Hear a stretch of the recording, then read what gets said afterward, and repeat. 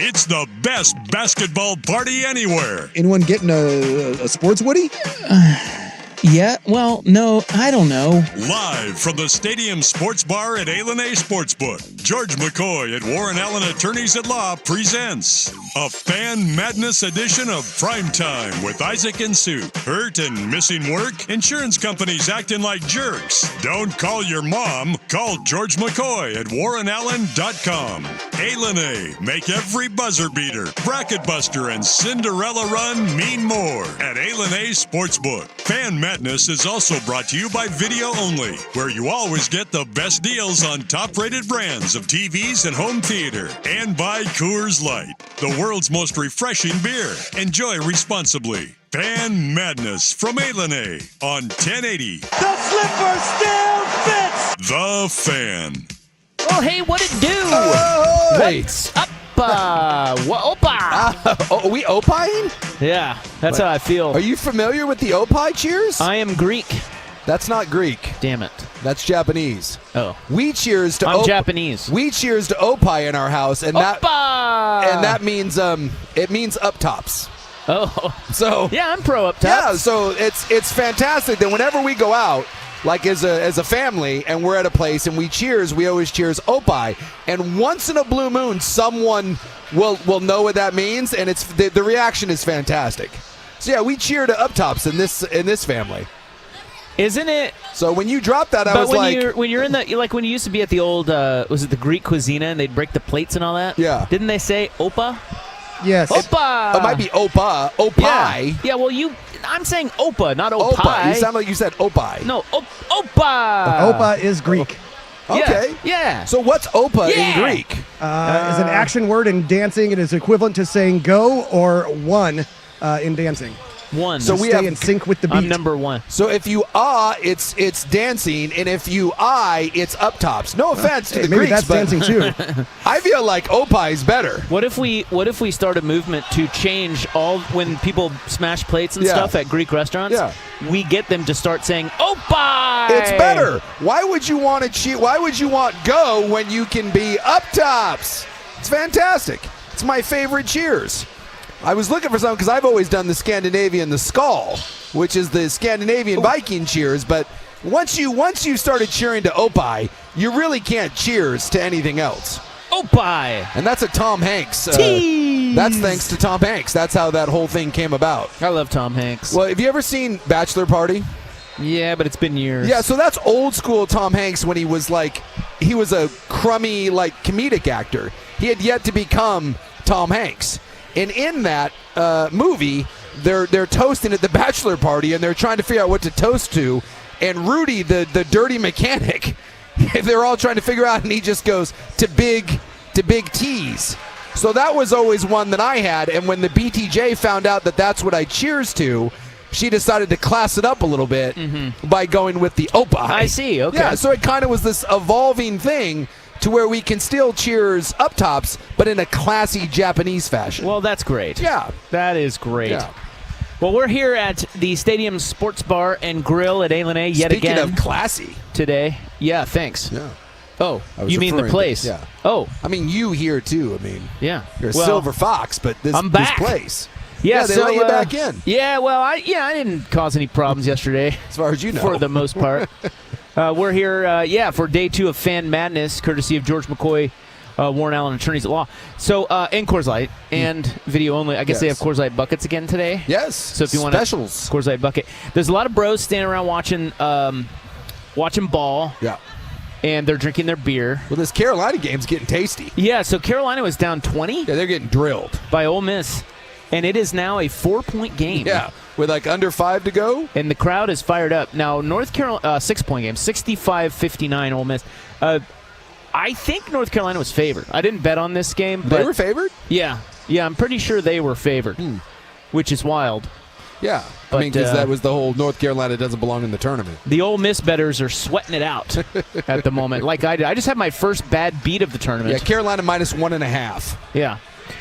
So I had a bad beat. What you got? On my way in. First one of the tourney. What hit you? Well, the kid from St. Mary's. I had St. Mary's -4. And St. Mary's did win. They won, but they were terrible. Yeah, it didn't Can look I good. just tell you? Talk to me. That team sucks. Even though they've moved on, Dude, and your they ain't Jayhawks going- have not, they ain't going it's anywhere. St. Mary's that sucks. Hey, they beat Vanderbilt, who also sucks. But listen, St. Mary's at one point. Do you remember the West Coast Conference tournament finale? I do. It was the worst. Yes. That game against Gonzaga might have been the ugliest game ever. I'd have to look it up, but Gonzaga basically had the worst offensive Yes. stat line of Yes. a team to ever win a conference title game. Correct. Ever. They shot over! They shot like 10% from behind the 3-point line, Well- and yet they beat St. Mary's. St. Mary's in that game was 0 for 16 from 3. Yeah, it's not good. So that was the last game they played before today. At one point in this game, they were 2 for 17 from 3. Wait a minute. They were 2 of 33 from 3.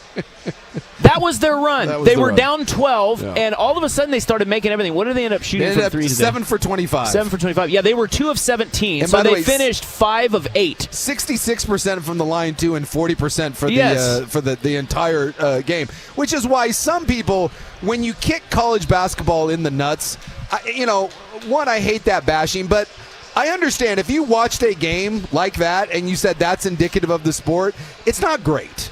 That's not really. Well, there's some ugly stuff out there. There is. Make no mistake. Yeah. Neither of those teams are worth a damn. No. But They're not going anywhere. But so St. here's Mary's won. what ended up happening was St. Mary's was down 12. They battled all the way back and go up 5. The spread was 4.5. I had them at 4. Well, 4. St. Mary's minus 4, and with 20 seconds left, they foul the big dumb oaf who can't shoot free throws. No, they were up 2. Sorry. And St. Mary's, they fouled the right guy. Sure. The guy missed one, made one, so now they're only up 3. So I'm thinking, hey, this is great. Vanderbilt's going to miss because they lay more bricks than freaking St. Mary's does. Yeah. They're going to miss, foul. I just need 1 free throw to tie, And 2 you're free good. throws to win. Ball game. Nay. Here's what happened. St. Mary's up 3, 20 seconds left. They chuck a 3, brick it, get the rebound, screw around, chuck another 3, brick it. St. Mary's gets the rebound, and what happens? They don't foul them, and the clock runs out. That is a bad beat. God! That might be on a Van Pelt sort of bad beat right there. I mean, just foul. Bless America. If he fouls, all he's got to do is make You're one, fine, I and push. You're good. They ain't making a prayer 3 at the, No. Anyway, I'm over it. Sorry for As you. you can I'm sorry. Yeah, you're clearly over it. As you can tell, I'm over it. Well, speaking of Vanderbilt sucking, the Lady Ducks are playing Vanderbilt out in at the Dookies court. Do they suck too? I don't know, but there's 9 people there. They got to play these. I mean, I don't know. I see a lot of Duck fans there. Yeah, 9 of them. There's a lot of green and yellow. What are you talking about? What are you talking? Look at this. Look at that. Well, okay, so that side of the court, not so much. There's no one there. Behind the bench, there's a bunch of Duck fans. I don't think that's Duck fans. I think that's Duck family. Well, They've got whatever. to play these early round games. They got to play them at home courts. I feel bad. Like Oregon makes their way into the tournament and they have to fly to North Carolina to play in front of 6 people. That needs to be, just put it on the lower seeds court and do it that way.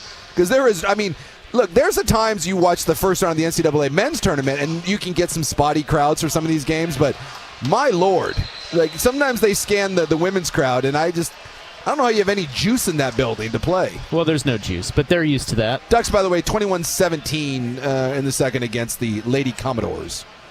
What is a Commodore, by the way?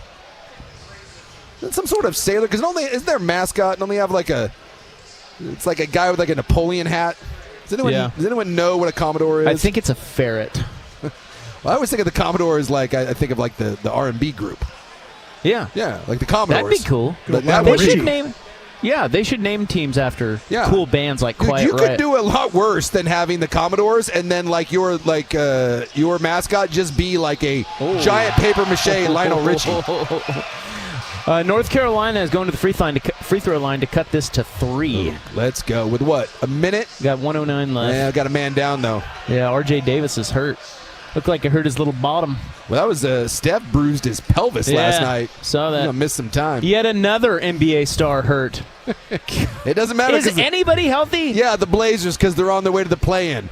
Although, did you see Robert Williams is out with another knee surgery? Yeah, he's out again. Yeah, that's... Does he even play, really? Well, he plays in between surgeries. Is he really a basketball player? Well, I'd say that being an NBA player is the greatest thing in the world.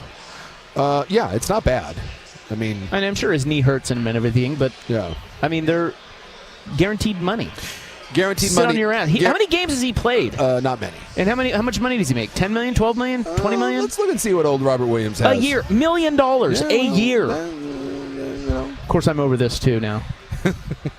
You seem very... All my grievances today. Is this simply because of the tournament, the bad bet, or is this Kansas. the Kansas? It's Kansas, and it's the bad bet. Yeah. And now I'm kind of sweating Maryland a little bit. Yeah. I got them, and they're only up it. 15.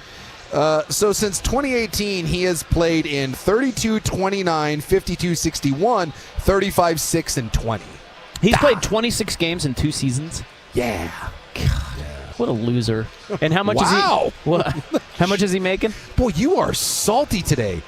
Well, I did see that Kansas joined a prestigious rank as number 1 teams preseason to lose in the first round. And did you see who they joined? No. Kansas. Oh, yeah, 5. Isn't it 5? No. Kansas team? I think I read that the last 5 times Kansas has been preseason number 1, they did not reach the Sweet 16. Oh, well, the stat... 0-5. So what I saw is only 2 teams, and by the way, whoever did this, it was kind of a jerky move.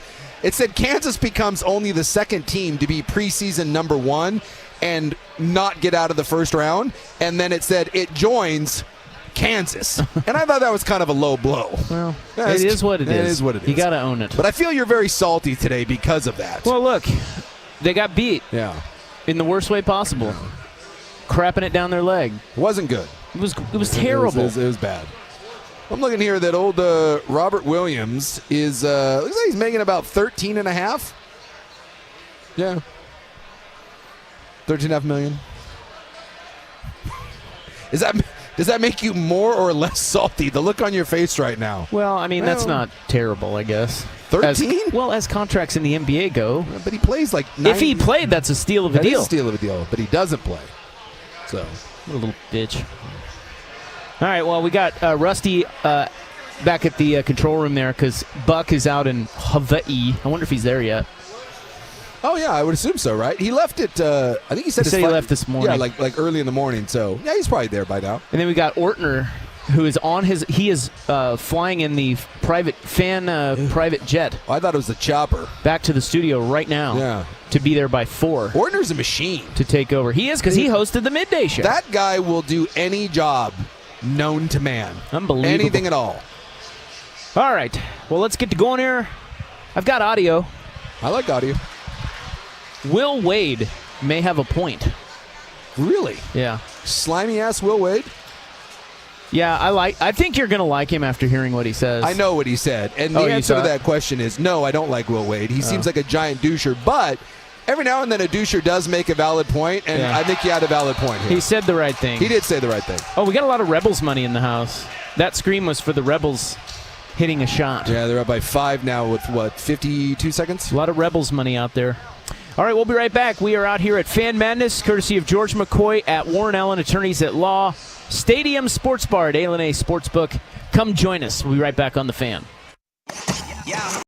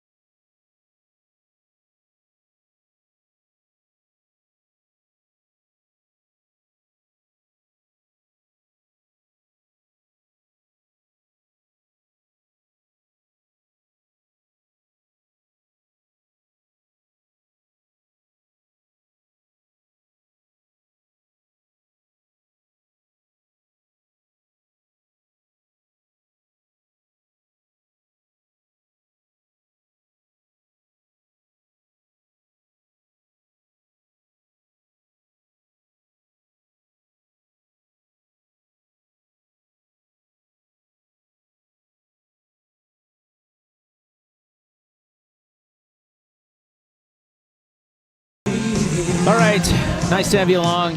I did just learn that there is a fan blackjack table. Yes. Over there. And apparently it's being kind. Yeah, I guess they're all winning. Yeah. Ryan Cooley was pissed because he's our GM. Mm-hmm. He was pissed because there was not a seat at the table for him. Well, it was and hot. all the stacks were piling up, and it was all fan employees at one table. When you got a hot table, man, you got to fight for the right to feed at the trough. On the plus side, look at salesman extraordinaire Kurt Ludwig. Yeah. Already well into the bag. Oh, yeah. And the show is just... Look at him. He has no idea. He's trying to keep it together. He's just got some glossy-eyed stare. We're doing some random finger pointing now. Way to go, Ludwig. Yeah. It'll get worse. He's an all-star right there. Just wait. Yeah. So we're in good hands. Who's over at the fan table? Is it Chuck from accounting? We got Dave, the sales guy who runs a lot. Yeah. Who else is on that table? Sam Tung. Sam Tung. He's General our sales manager. Dr. Tung. Who else? Joe Fisher. The great Joe Famous Fish. Joe Fisher over there. How about that? Who's winning the most money? You're asking Ludwig a lot of questions right now. Look. You did? Oh, you backed it. How much you win? How much you win? Up $250. Tasty. $250,000. You should probably stop asking Kurt questions because he's getting confused. Look at him. He's like an old man. What? Let's get you another cocktail. Yeah, there you go. That Huckleberry Bourbon Lemonade, I think, needs a refill. Bartender, we need a topper over here. So Will Wade is headed to McNeese. No, Will Wade is at McNeese. I mean, he's headed to NC State. So Will Wade isn't going anywhere right now. He's got a tournament to go win. That's right. Yes. Well, he was on some stupid show with a bunch of bros. He's on some stupid show. Yeah, it doesn't matter. I don't know. Some show, and they had him on after they beat Clemson yesterday. Yeah. And it was the biggest upset yesterday. Yeah, I thought this was great what he said, because how many times do we criticize coaches for just not owning the fact that you're leaving. Yes, you're going to a new job. And so there is a report that Will Wade is the next coach at North Carolina State. It obviously hasn't been signed yet, but everyone knows. And normally this is around the time of the year where we'd get the Will Wades of the world that would say, well, I'm focused on my team right now. Exactly. I look, this is a great group of guys, and I don't want to be anywhere else, and I'll worry about that after the tournament. And that's a load of crap. And so, yes, as much as Will Wade is a douche, and he is, look at what he did at LSU, this was one of the more refreshing things I've seen in college sports in a while. People obviously were talking about how is all the recent speculation about you and NC State going to affect your players? Would it throw them off? How did you handle this with your players as you led up to the game? We talked about it. I mean, we were in practice when all that happened. And you guys know, look, you interview for a job and then your attorneys deal with their attorneys. It's not like I'm talking to people we were in practice at Brown, and Mike Martin, who I've known since I was in the Ivy League, he came out in practice and said, what's up to me? He's like, hey, you're trending on Twitter. So what the hell am I trending on Twitter for? He's like, oh, they said you took the NC State job. I was like, oh. And then I got back to my phone and had like 300 text messages. And so, look, that had nothing to do with it. When we got that night, I sat down and talked to the team. We had already talked on Saturday. And we're honest. Shoot, half the kids I recruited, I told them, hey, look, the goal is to go Power 5 after this year, and some of you guys can go with me. And some of you guys, so we all know what's up. And shoot, our guys, this was great for them. They're gonna have a lot of schools in their DMs tonight too, looking to pick them up, pay them. So it's a good. Well, we keep saying. That's what we keep saying. What is up, though? Hold on. You said we all know what's up. So fill me in exactly what's up. No, I'm just saying. We all know the deal. The coaches just won an NCAA tournament game. No, here's what I mean. What's up? Coaches, you get an opportunity. When you win to move, and players, when you get an opportunity and you play well, they get a chance to move. It's the free markets at work. That's America. So it's I'm happy for everybody. But hey, we want to keep this going, and we got a great thing going, and see if we can keep this going another week. Okay, there he is. Yeah, I don't know if you caught all that, but yeah, it was a little jumbled there in the middle. But he was breaking up. There was I thought that was the most honest answer. Yes. And I don't know why more coaches won't just take the honesty as the best policy. Right. Because it is. Basically, if it was a little garbled there, Will Wade basically said he interviewed for a job. The reports are that he's going to get the job. And he basically went to his players and said, we all know what time it is. This is good for me. It's going to allow me to move up. And he told the players. Some of you are going to come with me. I can bring you to a better school. Yep. And for those that don't want to go with me, by continuing in the tournament, you're going to have NIL options, or other schools are going to come find you. And I do like that under this new system, and some people may hate the fact that it's this mass transfer portal and teams getting gutted, but there is an element to now that I think most players, unlike the olden days when you thought, like when I signed at BYU, I thought I was going to be there for 4 to 5 years and I would have roughly the same coaching staff, right? There was a lot of stability there. I don't think anyone really does that anymore, especially in the world of college basketball. I think when you sign with a place, you understand, that is a year-to-year sort of thing.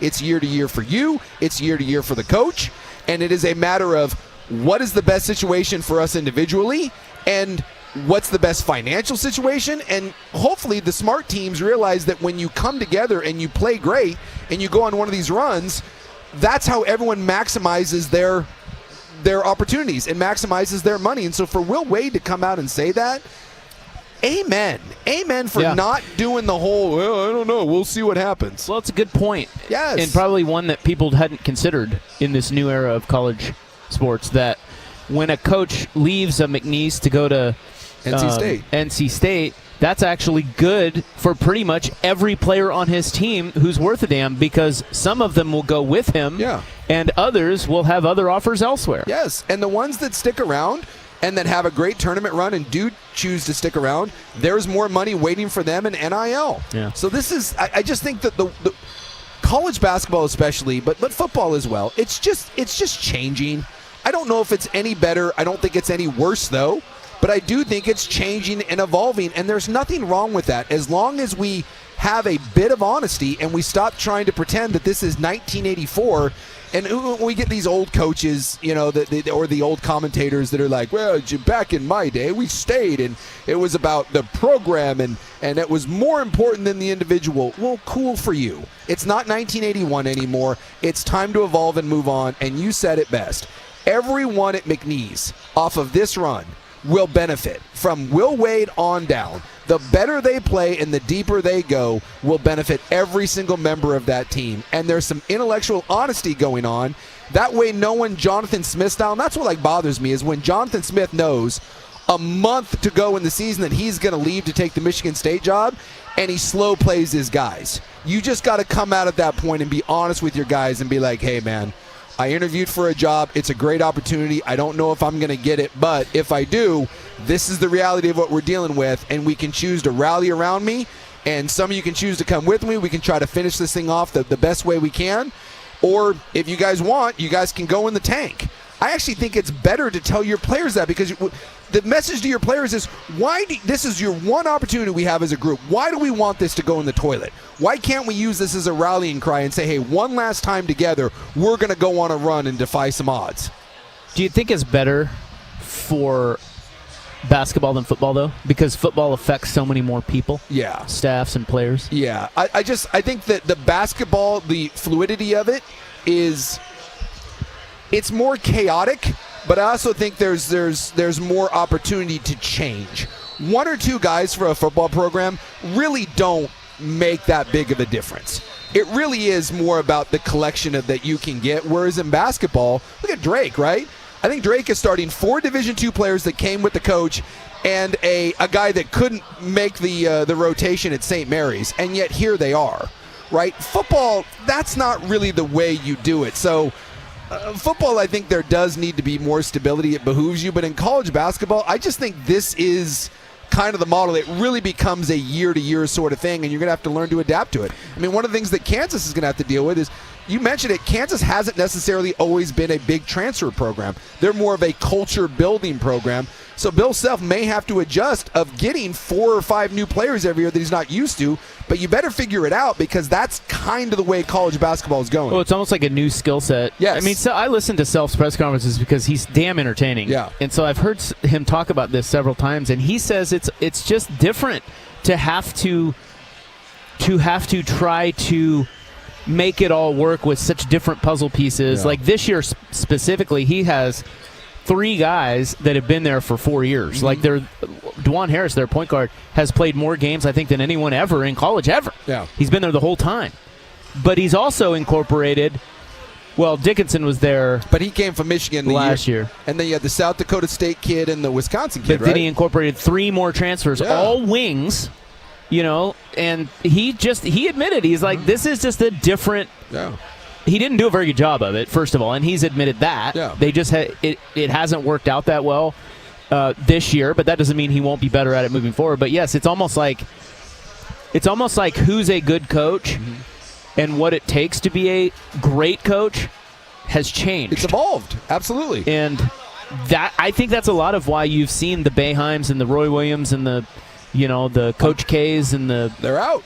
Jay Wright even he left before. Dude, that guy wasn't even 65. That dude was saw he? the writing on the wall and was like, "This." He doesn't want any part of that. Because so many of those guys are culture builders, right? It's especially Villanova. Exactly, the old guys teaching the young guys and bringing them through, and then kind of having that system that you play in, or with Syracuse and the zone defense, right? It's like that is ingrained in you, and when you have to change over players that are used to doing things different ways. And look, I'm a dinosaur and I played a different sport, but the best year that I ever had at BYU, the year we went undefeated, was because we had it was continuity.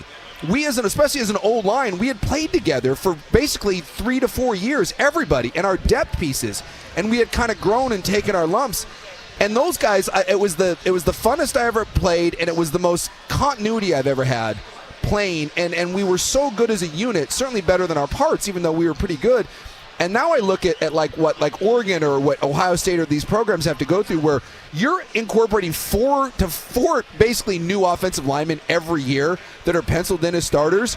I'm telling you, you have to find an O-line coach that can adapt to that, because for me as a player or me coaching that, I can't imagine the challenge with it. And think about this, in college, the limited amount of time you have to practice and be with those kids. I mean, it's an entirely new world that you're having to figure out at these two sports. Well, how many new O-linemen did Oregon have this year? Yeah, well, I mean, was it 2 or 3? Yeah, was it 2? Well, all the interior guys. All the interior guys. And look at the start of the season. It was a little an rough. absolute mess. It was a little rough. And then once they got it figured out and they shuffled some pieces around, it became a really, really good unit. One other thought on this. I wonder if, like, when you're Dana Altman, I wonder if you can start looking at this and going, well, okay, I've got a kid on the hook from, well, let's say McNeese. Yeah. Why doesn't he look for other kids from McNeese who are familiar with that player? Like, it's like they pick one guy from, however they scout. Yeah. But would it behoove you to look at maybe bringing 2 or 3 guys that are used to each other from the same team, even if they don't fit your scouting model? Yeah, kind of like you look at Drake and what they did, bringing those guys over. That's actually not a bad idea. I mean, I'm Dana Altman. Next year, I'm going to go get the entire starting 5 from who's having a good tournament. Who's making a run? Well, McNeese is up. Yeah, McNeese but that guy's going to take them. Yeah, McNeese, or you take a team like Drake, or maybe someone from Xavier, Marquette, someone like that. Troy's going to beat Kentucky, and the entire starting 5 from Troy is going to be at Oregon next year. Go throw a bunch of money at him and say, come on down. That's interesting. All right, well, go Will Wade. He probably is still a douche. I'm reading up on what he did at LSU, just to remind myself. Yeah. I mean, it's not the worst thing ever, but he was under federal investigation. Exactly. So he was super defiant. He was the guy. He was the guy that decided that he was done being suspended. That's right. He told the school, I love that. I'm done. I'm back. All right. Coming up next, we'll get you caught up on what's going on out here at March. Well, not out here. It's not here. They're not playing the games here. But that'd be something. We are watching them. Yeah. We'll get you caught up on what's going on in March Madness. Next, here's Rust. Now, from the George McCoy at Warren Allen Sports Desk, a Sports Center update on 1080 The Fan.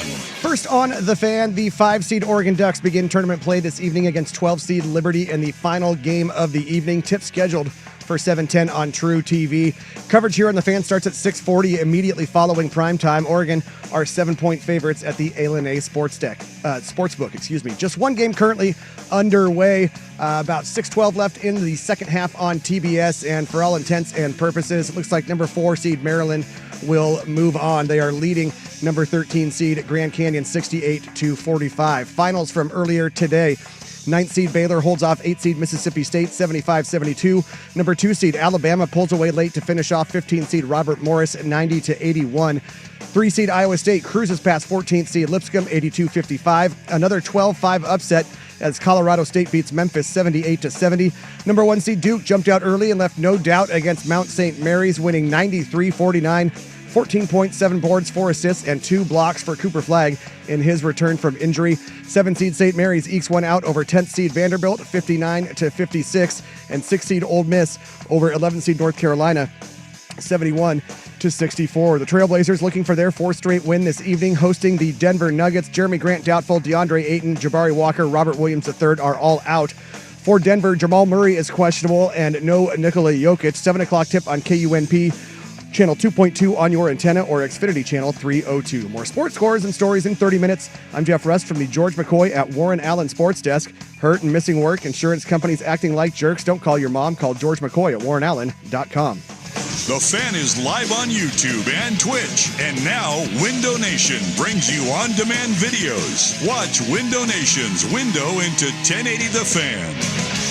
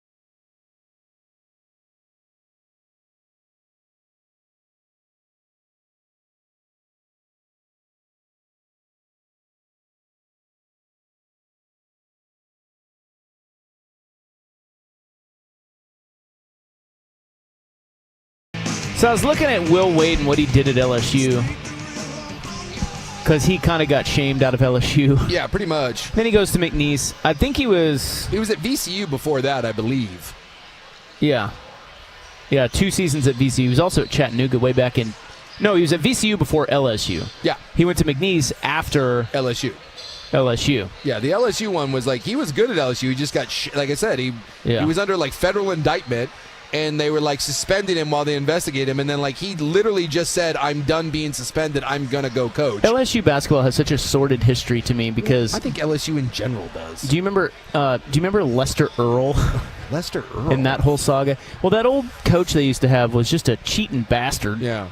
Well, I forget his name. I can picture his face. I think LSU just in general has a little bit of they got a little wild, I guess it'd be wild south. Wild Cajun. Dale Brown. I remember Dale Brown. Dale Brown. He was pretty good, but he cheated his ass off. Yeah, well, again, welcome to LSU. So Wade was discussing an offer to a recruit, which was overheard on an FBI wiretap. He described the payment as a strong-ass offer, and in the transcripts, he's quoted as saying that he was frustrated with the situation. He goes, I'll be honest with you, I'm effing tired of dealing with this thing. Like, I'm just effing sick of dealing with this S. Like, this should not be that effing complicated. The following day, LSU announced that he was indefinitely suspended amid the FBI's probe. Tony Benford was named interim. Yeah. It was also reported that Wade agreed to significant modifications in his contract in order to be reinstated. Some of those included forfeiting a $250,000 bonus that he would otherwise have earned. And the contract also allowed LSU to fire Wade for cause if he committed any level 1 or 2 violations. Yeah. He could also be terminated if the NCAA Infractions Committee issued a formal notice to LSU that Wade was involved in those violations. So then, a year later, numerous alleged recruiting violations by Wade resurfaced. Ongoing investigation headed to an independent panel, and they said, yeah, he's a cheating bastard. Yeah. But the part that bothered me is that he went like Lance Armstrong. He acted like he was a victim. He would come out and speak to the media and be all like self-righteous and be like, this is ridiculous. And someone would be like, hey, Will, we have you on tape. Like, what are you talking about? Like, it's your own words. And were those guys all kind of... Because Sean Miller did the same thing. Yeah, Sean Miller did the same thing. Were those guys kind of claiming that they just did nothing wrong even though they were on tape? Yes. They were doing that. What are you talking about? Like, oh, this is fine. It's all misconstrued. And then he was suspended for a while, and he came out and held his own press conference and said, I've decided that I'm reinstating myself. I've been out long enough. This is ridiculous. I'm going to coach my team. And LSU was like, well, this is news to us, and I think that's where That's a baller move. Yeah, and I think that's where kind of the restructure, LSU was like, dude, all right. If you're going to come back, we have to restructure you. Yes. And then he was terminated because they did serve them a notice of allegations. Yeah, they had him dead to rights. So when he was at McNeese, they actually suspended him 10 games. This was last season. They suspended him 10 games. He got a 2-year show cause. Yes. But he has a 2-year show cause, so how the hell is he taking the NC State job? I don't know. What the hell is happening? This is why I don't mind that you're a sleaze. Like, I don't mind that you're recruiting violations and all that, because now it's all antiquated anyways. There's no authority. You can do whatever the hell you want.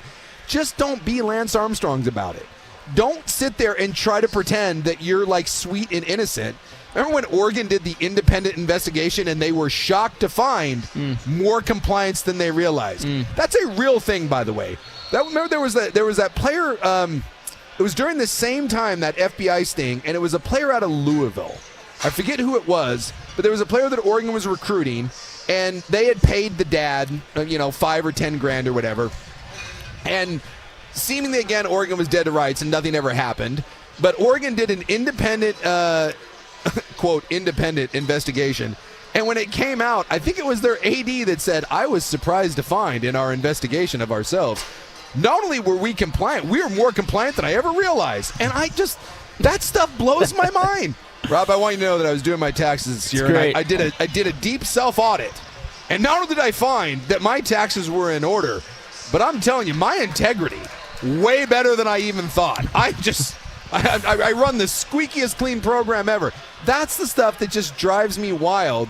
And it just, like the Will Wades of the world, that's just, it leaves a little film on my skin. All right, let's take a break. When we come back here at the Stadium Sports Bar and Grill at A&A, we are going to tell you how the morning round of March Madness went. And I must say, it wasn't all that exciting. I mean, some of it was, Well, Michigan, but not all of it. the North Carolina game came down to a little Well, something. there was another good, bad game. Yes, There's a lot of good, bad games in the NCAA tournament. it's a valid point. So we'll get to that next on The Fan. Yeah. The home of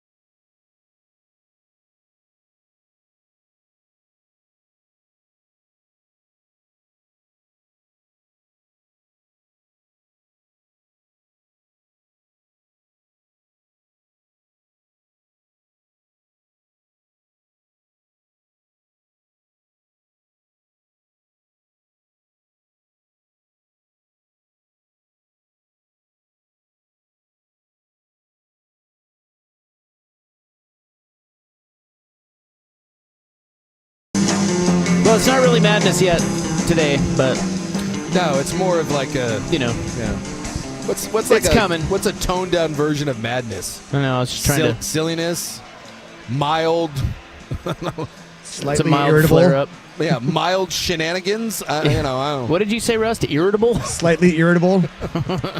Yeah. Something That's like, right. Something like that. Well, if you're just getting in your hot rod and you want to know what's going on, a lot of blowouts. Maryland is only up 32 right now on Grand Canyon. Yeah. So the Terps look good. There's a chance. Duke won only by 34. I don't even know if they covered the spread. Did they? I think it was 28. They covered the So spread. that's a cover. They actually had the spread covered in the first half, by the way. They beat Mount St. Mary's 93-49. Yeah. Cooper Flag is fine. Yeah, it turns out. Yeah, it was 54-28 at the half. Alabama struggled a little bit. They're a 2 seed. Robert Morris gave them all they could handle, 90-81. Yeah, that was like a 3-point game at the half, and they hung around, basically to the very end. Iowa State beat Lipscomb 82-55. Yeah. And then I don't know if it was an upset because I actually think they were favored in it, but that was the Colorado State game. Yeah, see, I don't think that's an upset. No, because even though they're a 12, they're they a 12. beat Memphis 78-70. But they were favored in the game. Unbelievable. Yeah, we talked about this earlier in the week that if the lower seed is favored, take the lower seed. Yeah. There's a reason why they're favored. Yep. And Colorado, I tell you what, Penny Hardaway might be the worst coach in this tournament. 3 in a row, one and done. Dude, thanks for coming. Horrible. That game right there was one of the biggest coaching mismatches because that Medved guy from Colorado State, he's probably going to go to Minnesota and be the coach there because he went to Minnesota. He is a hell of a coach. And Penny can recruit, but remember, it was a couple years ago that everyone thought that he was going to take the college world by storm, but no, he's can't terrible. Coach. Well, he's probably got the Clyde Drexler thing where you rely on the name and everything, but you actually don't want to put in the work. Then you got Ole Miss beating North Carolina 71-64. Ole Miss was up by as many as 20. So Carolina, our Tar Heels are out. But that came down to the wire. That was a 2-point game with like a minute and a half left, and some scrappy white guy in a headband for Ole Miss knocked down a 3. Then ended up kind of being the dagger, and then it turned into a free throw game, and North Carolina couldn't do anything. Yeah, that's Padula. Yeah. And Ole Miss is interesting. Their offense kind of sucks, but Chris Beard is their coach, and Chris Beard is a hell of a coach. He was the guy at Texas that ended up getting canned because he was smacking around his wife. He took Texas Tech almost to a national championship. And that led to the Texas job, and then he got dismissed from that. Yeah, Texas Tech with Chris Beard lost to Virginia in the final. Yeah. I think that game went to overtime. So Chris Beard almost won a national championship. Anyway, he has resurfaced at Ole Miss. He's got a pretty good team because that is one of the most experienced teams in all of the country. They're not the most dynamic offensively, but they can play defense. They can turn you over, and he's a good coach. So watch out for Ole Miss. They're a 6 seed. They beat North Carolina today because Carolina was red hot. Yeah. And they took care of them pretty handily, actually. You're right. It was a close game late, but Ole Miss blew them out for most of that game. It was 44-26 at the half, and then it really wasn't until deep into that second half that Carolina kind of went on a run and closed it and got within a few. And then the other two finals, St. Mary's beat Vanderbilt in the ugliest game so far of the tournament, 59-56. Think about when St. Mary's played Gonzaga in the West Coast Conference Final, which was the ugliest game I've ever seen. It was very similar to that. It was not pretty. It was a lot of bad offense. So St. Mary's, as we mentioned earlier, I want to repeat this. St. Mary's went 0 for 16 from 3 against Gonzaga in the West Coast Final, West Coast Tournament Final. They started this game 2 of 17 from 3. Red hot. If you do the math, that is 2 for 33 from 3. To their credit, they made 5 of their last 8, and they came back from 12 down and beat Vanderbilt. So St. Mary's moves on to play Alabama in the second round. And as you mentioned, Alabama struggled a little bit in their first round game. Whoa. Somebody's smoking some doob. Yeah, we got there's some doob going on out here. Stickiest of the icky. And then it was a pretty good game. I watched this one at the gym, but Baylor Mississippi State was a good game. And another bad good game. Yeah, and Mississippi State had a couple looks at the end to try to tie that game with some threes and couldn't knock it down. I don't think either of those teams is worth a damn. Mississippi State sucks. It certainly was. That was the definition of it. It was a close game back and Baylor forth. could barely beat them. It was a bad. Yeah. So if you're thinking bad good game. If you're thinking Baylor is like some sort of upstart because they did win the title like 3 or 4 years ago. Yeah. and they have a good coach, but if you think they're going to beat Duke, I think you're insane. No, Duke is going I don't know what the spread is, but Duke is going to drill Baylor. I don't know that they drill them. I mean, Baylor's got good talent. It's 12.5. It's 12.5. Yeah. It's what I mean, I don't know about the line, but Baylor does not have it just this let you year. know. Vegas thinks that is not going to be a competitive. Well, game. Duke's favored by 15 over everybody. Yeah. Like, they're unbelievable. Well, They're the only ACC team left. Yeah, everyone in the ACC is bowed out but them, and we talked about it. Since they started keeping track of this, they went back whatever it was, 20-something years. 7 teams going into the NCAA tournament have been top 5 adjusted offense and defensive efficiency. 7. 6 have won national titles. 7 have played for national championships. So every team that fits that mold has at least played for a national title, and there's one team this year that is top 5 in both, and that would be Duke. And Cooper Flagg is just fine. And to quote a very prominent Portland radio host, ignore that information at your own peril. I don't know why. Like, why unless it's just a spite pick, and I get it because screw Duke, why wouldn't you look at that and be like, yeah, I think that's probably a strong indicator that Duke's gonna go pretty far. For some people, it would just be that Duke's just juiced to the gills, right? It's like everybody's betting on Duke, so the number is not going to be the value that you would want. Yeah. But still, I mean, if they make it, you win the bet. If they don't, you don't. So, I mean, we get a little caught up in value. If you think it's a good bet, just bet it. Bet it. Yeah. Sometimes you're right. Sometimes you look at it and you're like, well, like you said, the value of it. But there is value in betting on a team that has it's a historical outlier.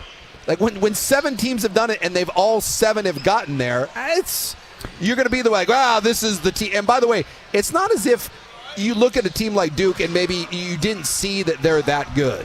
It's like, well, the numbers lie a little bit because Duke passes the eye test and they have the metrics to back it up. But they are the only ACC team left. Yeah. And the ACC kind of suck. Yeah. But, I mean, if you look at the Duke bracket, so they'll get Baylor next. Yeah. May get some friction, but and then you're getting some form Oregon, of Arizona, and then maybe a BYU, Wisconsin, Alabama type team. But I think they're in the Final Four. Look, I'm not going to say who beats them. No, in that bracket. Not in that bracket. Not in that bracket. I feel like that is. I think Alabama could get super hot. Alabama plays at pace, and I could see Alabama get hot, in one of those games. But Duke will be favored in every game by significant. There will not be. I tell you what, there won't be a spread within 8 points in that bracket. I tell you what. You tell me. I'm going to tell you something right now. Tell me right now. Duke, Houston in the Final Four, injected into my veins. Seriously. I'd take that. Because they played last year, and Duke knocked them out. I don't know if you remember that game. Barely beat them. Yeah, and I think one of the Houston kids got hurt. But Houston is better offensively this year. They still have that mean defense. Oh, God. They play so physical. Great. That would be that. Now, Houston's got to beat Gonzaga. So here are – actually, when we come back, I'll tell you what the second-round matchups are. My buddy is a big Gonzaga guy. He went to school there. What does he feel about Houston? He's already prepared himself. Yeah. He knows. He knows what's coming. I could see Gonzaga beating them. I could also see Houston beating them by 30. He is fully prepared for I can't say I can't say the analogy that he used for what's coming down the road for Gonzaga. Is it dirty? It's dirty. Is he a perv? Well, actually, yeah, I would say he's a perv, but yeah. What's the analogy? There's a bad violation coming at the hands of the Houston Cougars. Raw. Yes. No lube. Yes. Type of thing. Yes. Yeah, could happen. I don't know. The spread's only 5 though. Spread's only 5. The odds makers aren't dumb. I think he's taking Houston. All right. We'll get you teed up for the weekend's games, at least the ones that we know. Coming up next on The Fan. Is Kentucky in trouble? I'm Joe Ostrowski here to help you beat the books with the BetMGM Network. It was quiet on Thursday, maybe a little too quiet.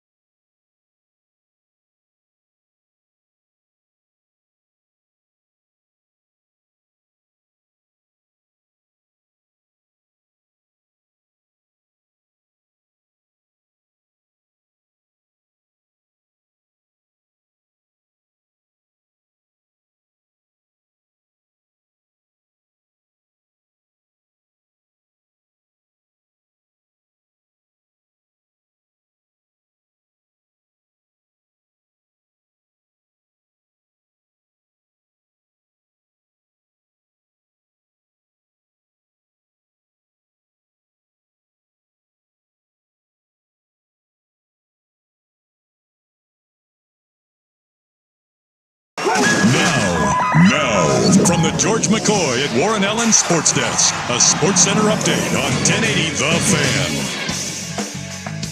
First on The Fan, the number 5 seed Oregon Ducks begin their tournament play this evening. They're going to take on the 12th seeded Liberty in the final game of the day.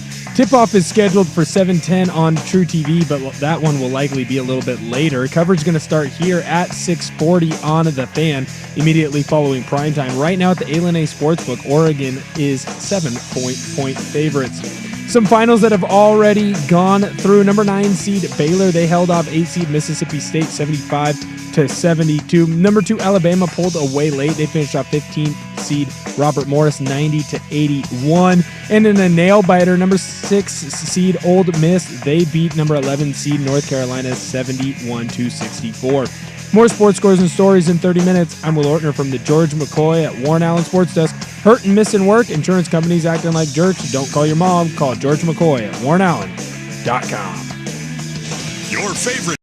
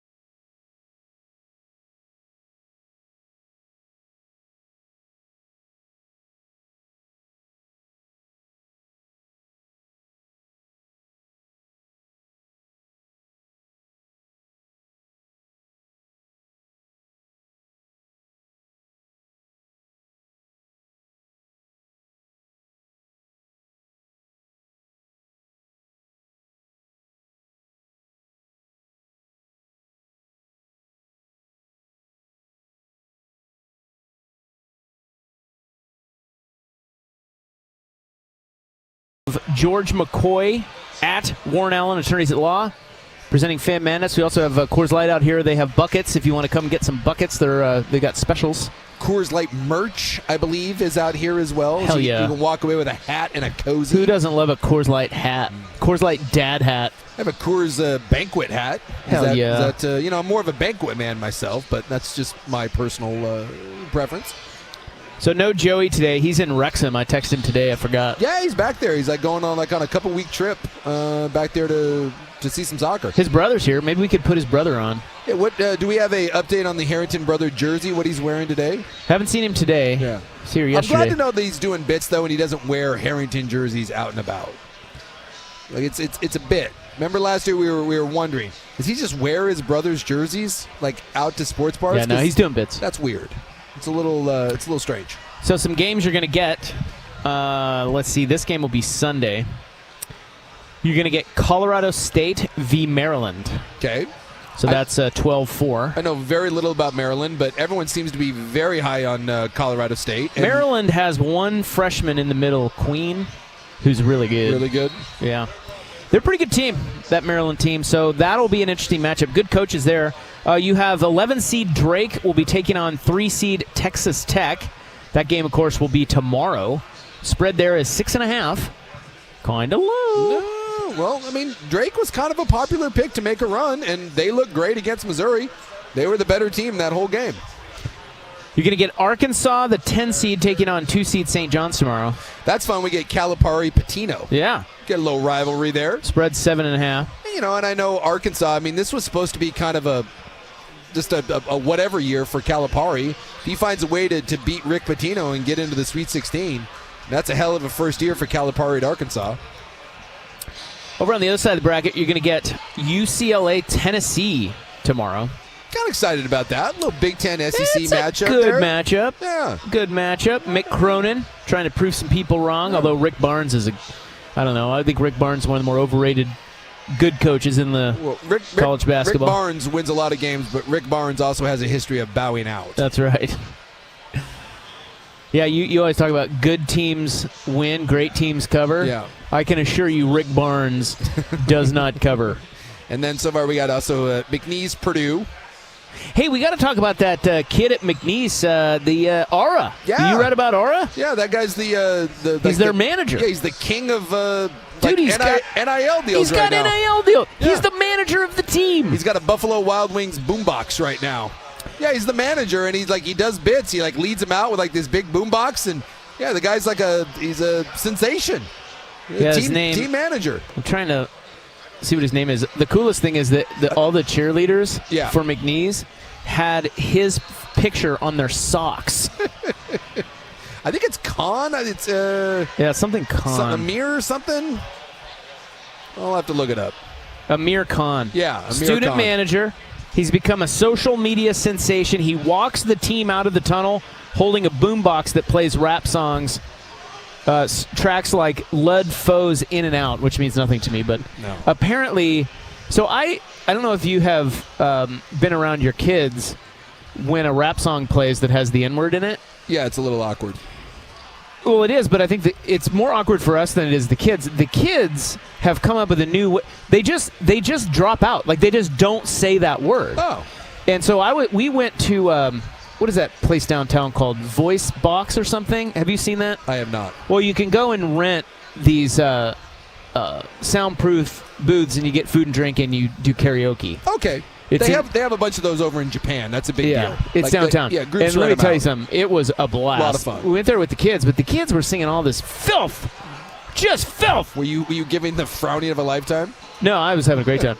But I did notice for the first time, I'm like, oh, that's how the kids handle the N-word in the rap songs. They just drop out, huh? You just don't say it. Yeah, because and they're really good at it. Well, yeah. I don't know that I'd be that. I don't know. It's like, man.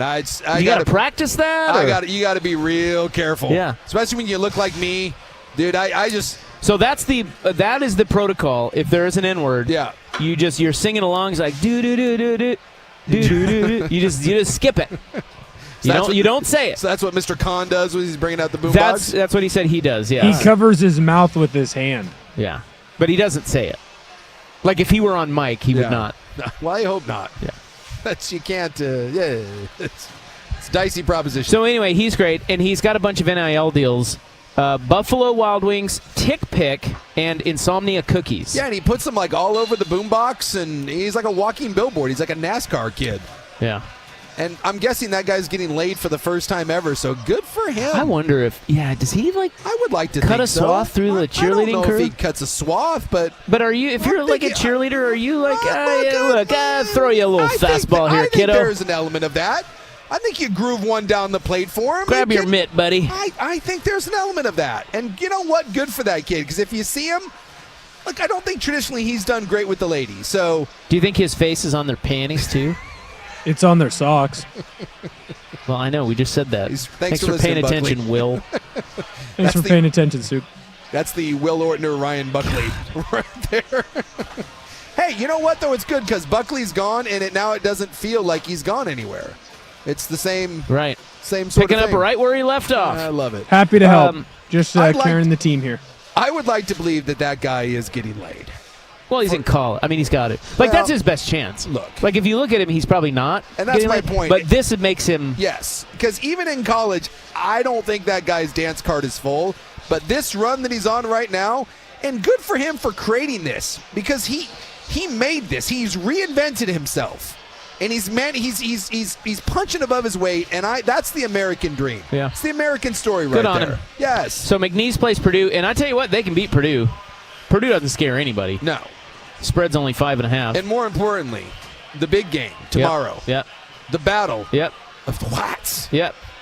BYU, Wisconsin. Oh, I thought you were talking about Houston, Gonzaga. No. Because that's not the Battle of the Whites. No, it is not. No. At all. No. Although, can I tell you? I don't think Houston has a white. But BYU and Wisconsin, we got lots of them. So I got to tell you, I'm a little biased against Gonzaga. This is where we talk about, your eyes. You just go off the numbers when you're betting. It's because your eyes can fool you. Yes. And I'm not saying anything about Gonzaga. Because Ken Palm likes Gonzaga. Yes. All I'm saying is every time I watch Gonzaga, I think they're cookie dough soft. Yeah. I am not a huge Mark Few guy, even though he's freaking phenomenal. I don't know why I have that in my head. It's just that I am admitting right now I have a bias. Yes. And it is probably not right. Good for you, Will Wade, for having some transparency. I like it. That said, But I want you to watch a kid. I got to pull up their roster. Yeah. So when that game is on, the spread's only 5, which kind of scares me. Like, Gonzaga, I could see them losing that game by 30, but I could also see them beating Houston. way to go, Mike Francesa. I can see him winning this game. I can see him losing this game. There is a kid. I think anything happens. There is a kid on Gonzaga, and his name is Braden Huff. Of course it is. He's 6'10", skinny white kid. Yeah. I want you to watch. Dude, that guy looks like the most Gonzaga player of all time. I want you to watch Houston absolutely ram him in the ass. Wow. What? Wow. Whoa. Just seeing if everyone's awake. Well, that got my attention. I just want to just watch that matchup. Yeah. Whoever he's on, maybe Roberts, one of the other guys. I don't know. Huff is going to get punished. All I know is this. I have watched 2 full Houston basketball games this year. Seen them smattering on the TV like in the Big 12, but I've watched two games that Houston has played against my BYU Cougars. And we've got some good players. Richie Saunders is good. He's an all Big 12 player. And that freshman you guys have, he shows flashes. Yeah, Igor. Igor. And the other guy in the middle, the big dude in the middle who can't shoot a free throw. Yeah. He's a problem. Well, he's he's black. He's one of our non-whites. I think he's we got 2 international guys. The 2 non-whites we have are both international guys. But I watched Houston take an all Big 12 player in Richie Saunders, who's a skinny white guy that's really good, and they absolutely beat that son of a bitch into submission. Twice. They just pummel you. Yeah. Honestly, Gonzaga's only chances that game is if they start blowing whistles, because Houston will drag you into a street fight and just beat you down. It's ugly. So 3 other games we'll get this weekend. These are the games we know. St. Mary's, Alabama. Was that already looking to buy my Braden Huff Portland Trailblazer jersey? I think that's right. It's the next Zach Collins. What are you talking about? He does have a little bit of a Zach Collins vibe, although Collins could hold his own more than this kid. This kid is skinny as a rail. Foundational. Well, 6'10", though. He's a foundational player. I don't know. What year is he? Oh, gosh, I'd have to look. Sophomore. He's a sophomore. Yeah, dude. He just looks. Bad matchup for Braden Huff. Yeah, it's not going to go well. St. Mary's, Alabama. Could be good, but probably not. And then BYU, Wisconsin. That's your game of the weekend right there. Yes. Well, BYU, Wisconsin. Well, it always scares me because every time they tell me BYU's good, then they get to the tournament, and we look across the floor, and it's a long athletic team like Cincinnati back in the day or Houston, and you just look at them during warm-ups and you're like, hell. Like, I know what's coming here. Wisconsin, on the other hand, they're slow plodding in white, too. Finally, a matchup in the second round that I think we might be able to do something. I'm excited from a matchup standpoint alone. Yeah. Wisconsin's Wisconsin's not going to run us to death. I'm gonna tell you something. Talk to me. Is anybody listening right now? Maybe. Will's not. No. What do you want? I took BYU +1. I love it. I took them. I'm on your boys. Come on board. I like your boys. Come on board. I like your boys. Let's do it. I like that coach. Yeah. I like Richie. I think Richie's going to hit a big shot. The tots. I guess every time BYU wins, people in Provo get free tater tots. Nice. He's got to deal with Orida, I think it is, or Araya. Who's the big tater tot brand? I don't know. It's O or something.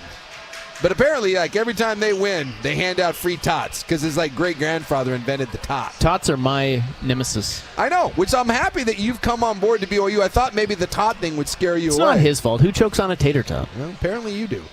And then the other game is Duke-Baylor. Spread 11.5. Yeah.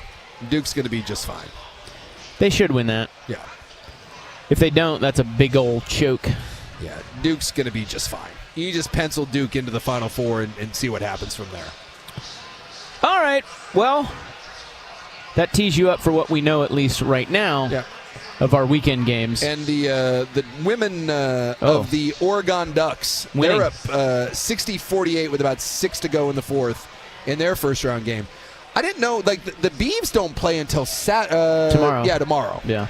Even though the women's tournament was they stagger yesterday, it. too. They stagger them. Yeah. So if you're looking for that Beavs score, the Beavs don't play until Saturday. They like to play on Mondays for some reason. Yeah, they're playing North Carolina. That's like a 14-3. Yeah, this Oregon team, that's an upset, right? Yeah, because they're a 10. They're a 10, and they've been beating Vanderbilt pretty much the whole game. How about Vanderbilt's crappy ass basketball programs? Suck it, Vandy. Smart kids, though. All right. Is a 23-year-old hot running a major college football program? We're going to find out next on The Fan. The Fan is live on YouTube, Twitch, and now Window Nation brings you the Window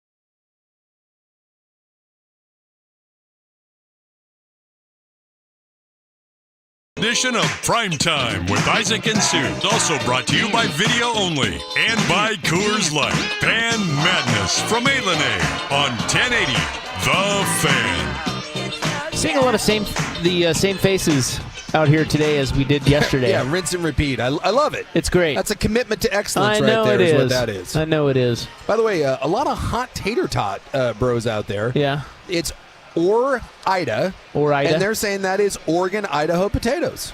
Oh, okay. Yeah, it makes sense. That's the Richie Saunders. Yeah, he's an heir to that. So that's his NIL deal is with Ida potatoes, the tots. But when his dad dies, well, it was his great grandfather. So I mean, I don't know where they're at in the lineage of the handing down of the potatoes of tots, but he's gonna get his. I would assume you get to dip your beak into that big tot money. God, wouldn't that be nice? Just having that kind of lingering back there. No, that it's just hanging over. Well, I know a couple guys that are like that. Heir to the tater tot fortune. I don't have anyone that like that, but I have some guys that always try to do the. I got to be careful with this.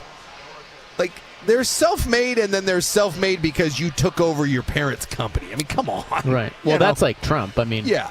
Self-made. Well, no, he was handed like $30 million, wasn't he? Now, to be fair, some of those people do take the business and they grow it and they make. But come on, he did. Yeah, but you're. What was the Jim Harbaugh one? Some people are born on third base and they think they hit a triple.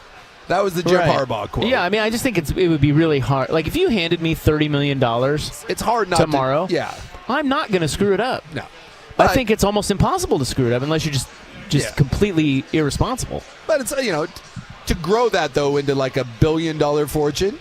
Give some I don't know about $1 billion. Give some credit where credit's due. What fan personality could you? Okay, this is a good question. Yeah, $30 million is handed to each fan personality. Yes. Who grows it into the most money? You. Oh, I think you. Really? Yeah. See, I don't know about that. I'm not quite as risky as maybe some of the youngs. No, but here's the thing. I think the youngs that are risky have a chance of blowing it. Well, they do, but that wasn't the question. No, I'm just saying. If I had to, you got to bet. Yeah, okay. I got to bet, right? Right. So if they blow it, they don't win. Exactly. We each get $30 million. Because I'll tell you right now, I would be the last one because I would just take my $30 million and I wouldn't do anything with it. Yeah. I would. Yeah, you'd play it safe. I would immediately retire. Nothing wrong with that. I'm a simple man. Yeah. I'd live on a beach somewhere, and I would develop a bigger drinking problem. Whereas I do think that there would be some people that would be really aggressive and sparky with it, and they may end up hitting it big. But that's also boom or bust. I feel like you are. I think you would grow it, but you would grow it in a responsible. You're a safe bet. Yeah. You're not. Yeah, I am a safe bet. You're right about that. You will end up with more. But who's the wild card bet? The wild card would probably be like Sprague. I could see Sprague getting. I could see Sprague getting wild. What about Ortner? What about Ortner just taking $30 million to the casino, dropping it on some locks? No shot. I'd get a house. Do you have the balls to bet that kind of money? He bets like $1 at a time. So 50 cents, sir. 50 cents. What? That's your unit? No, I was joking around. My unit's not that small. It's not big, but it's not small. Clip that. By the way, Florida's up 26 in the first half. I just want to point out. Yeah. I think the spread was it like 30 or something? They're going to cover in the first half. What do you think the second half line is going to be on that? I can take a look and see what that is. Is there value on Norfolk? No. In the second half? There is no value on Norfolk. Come and make it. Playing hard. Florida, sitting their guys. I don't know. But like my neighbor in La Center that I was for many years, he started Zoom Info, and he's now a billionaire. He's like the fourth richest guy in the state. He's worth a couple $1 billion. And he's one of those guys that he won't, even though he went public, he will never sell. Like, he still runs that thing on a day-to-day basis. He's worth several billions of dollars, and yet he will still work. Yeah. He's just that guy. He loves it. I mean, my God, if you don't have to give me $30 million, you can give me a lot less, and I'm done. I'm like, cool, we're out. You're a simple man. I am a simple man. I don't need a private jet. I don't need, the idea of growing that, I'm like, yeah, that's really cool, but now I'm fine right where I'm at. there's just two types of people in the world. That entrepreneurial, I always have to grow it, and the others that are like, hey, I'm cool. I could see Swag like taking 30 mil and turn it into 8 billion with some sort of weird scheme. Light fixture idea or something. I don't know. I think you got to bet on the young guys. Because the young guys are the one. Like, if you wanted someone that was really going to grow it, you got to go young. They're going to be that aggressive. Oh, it's just time. It's time. All us olds, I think we're close enough to the finish line we where are. we'd be like, we're seeing we see the finish line. You don't. You little S heads. Yeah, there will be the ones that'll be like, let's get aggressive with this. See what happens. All right, where were we? We blew through everything there. I don't know. I don't even know how we got on that. Oh, we were going to going to go find out the second half line. Well, I guess it's not halftime yet. And we were talking about tots. Oh, that's right. Richie Saunders. Yeah. My guy. I'm telling you, watch out. He's going to score 33 tomorrow. I hope so. Although I just heard from and they're going to lose 50-43. Because I was saying I was happy that we were kind of getting an unathletic Wisconsin team. Wisconsin bro on the text line said the exact same thing. He's like, yeah, I saw Montana and BYU in our bracket. I'm like, great. Yeah, right. Unathletic white guys. All the unathletic whites are sizing each other up, and we're excited at this at the bracket. We're like, all right, we can do this. We can talk ourselves into this. All right, coming up next, we have In the News was Tinkering. Oh. We're out here at A. We'll be right back. Let's go to Will with sports. Now, from the George McCoy at Warren Allen Sports Desk, a Sports Center update on 1080 The Fan. First on The Fan, college basketball galore today. Number 1 seed Duke jumped out to an early lead, left no doubt against Mount St. Mary's. They won 93-49 in that one. Cooper Flagg did return from his ankle injury. He had 14.7 rebounds and 4 assists. Right now, you've got 3 games in action. Florida's up 51-21 over Norfolk State. That game still has 3:42 left to go in the first half.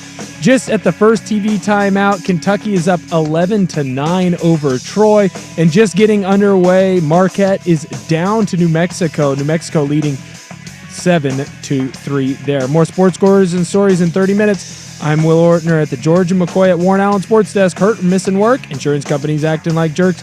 Don't call your mom. Call George McCoy at warrenallen.com. The Hot Corner, now in its new time. Tuesdays at 7 after Isaac and Soup on Portland's Sports Leader, 1080 The Fan. Well, I just want to say live on the radio right now that I hope no one ever injures you as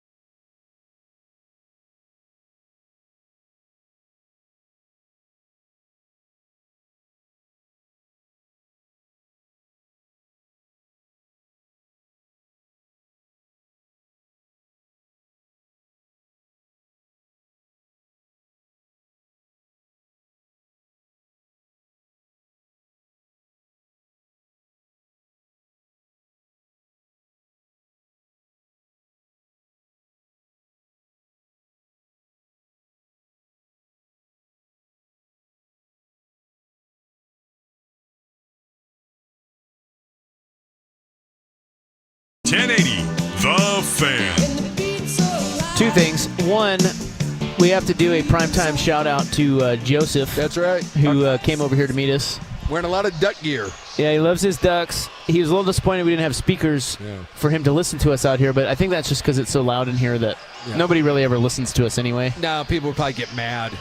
So, shout out Joseph. He said he's going to go back and watch that on the YouTube stream. Well, he was like he knew we were going into the news. He knows his primetime. We are there have been 3 great listeners in a row that have stopped by. Now, sometimes, like we've talked about, it gets a little dicey. It's a little sideways with some of these guys. Yeah. But Kevin and Joseph, especially these last 2, great dudes. Yes. And it's always nice to meet those guys that are like, hey, man, just, listen every day. And so we're playing odds maker here before we get to in the news. I would like to report.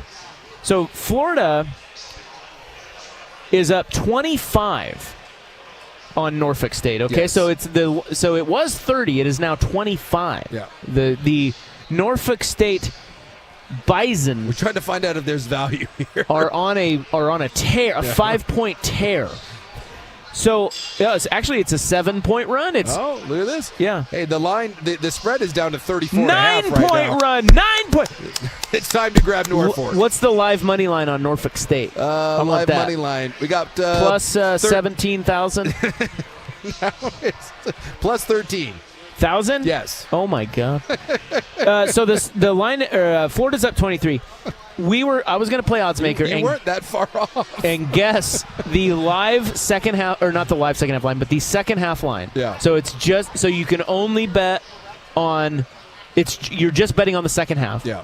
And I think that it's going to be Florida minus 11.5. That's what I'm setting the line at. I think there might be some value there. On Florida? On Florida. I mean, I know they'll call off the dogs, but I mean, this is bad. I mean, are they going to get it to 20? Oh my goodness! God! Here comes Norfolk. Oh my God! It's within 21. It's within 21. Look at the crowds like going nuts. Hell yeah, they are. Really, Bison fan? 11-0 run by the. It's an 11-0 run, and you're down by Bison. 21. I don't know what their mascot is. I was just made that up. You made it up? Yeah. Boy, they got a chance to cut this down to 18. Boy, I'm not going to lie. I really thought you knew what you were doing. No, I didn't. I mean, they were green, so I thought Bison, so I'm like. They're the Spartans. Yeah, that's what I thought. But to be fair, you probably, there it is! You probably could have said anything there, and as long as you said it with a conviction, I would have bought into it. I would have been like, man, you know your Norfolk State. 14 seconds, down 21. Look at that coach. God, what grit. Hey, the spread's down to 32.5 right now. Okay, so it cut it. Yeah, so it's almost going point for point. Yeah, pretty much. Well, I'm gonna amend the Florida. Now that they've gone on this run, I'm gonna amend and say Florida minus 14.5 in the second half. Well, right now, like all the lines are closed off here because we're going into the second half, so they'll pull them up here in a minute. Okay. I love live betting is the best. I mean, not that we're gonna bet on this, and you shouldn't either, but I kind of feel like I'm gonna bet on this. I need a little juice. I need a little action. I'm in a casino, for God's sake. Why not? It is March 21, 2025. It is time for In the News. I'm your noted newsman. Hello, thank you.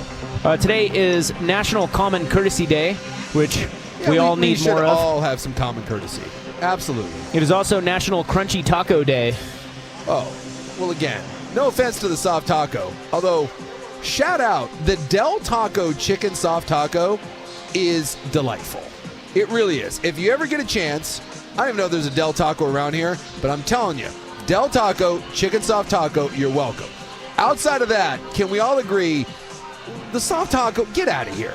The crunchy taco is where it's at. I don't agree with that. You're saying the soft taco greater than the crunchy taco? For me, yes. That's the dumbest thing you've ever said. Well, I mean, that's my preference. So it's not even a taco. You're just eating an unfolded burrito. I actually don't like crunchy tacos. I don't like corn. Tortillas. I can't trust any Mexican take that you have now. Oh, I don't really have any Mexican take. As you know, that's ridiculous. I think Mexican food's kind of mid. Yeah. And that's a mid take on your part. The soft taco. It's my preference. Get out of here. It's brought to you by the Advocates, injury attorneys at advocateslaw.com. Yes, unredacted court documents in a recently settled lawsuit against Nike details the names of current and former Nike employees accused of sexual harassment and gender discrim. That's short for discrimination. Oh, I see. The kids. I see what you did there. One of the individuals named in connection to allegations is Tinker Hatfield. Uh-oh. Tinker was tinkering. Tinker's like outside of Phil, Tinker's like the biggest name at Nike. Well, he's the designer guy. Yeah, he designed the Air all Jordans. most of the really popular Jordans. Yeah. And he's done a bunch of stuff with the University of Oregon. He's a big deal over there. Now, to be fair, these are all allegations.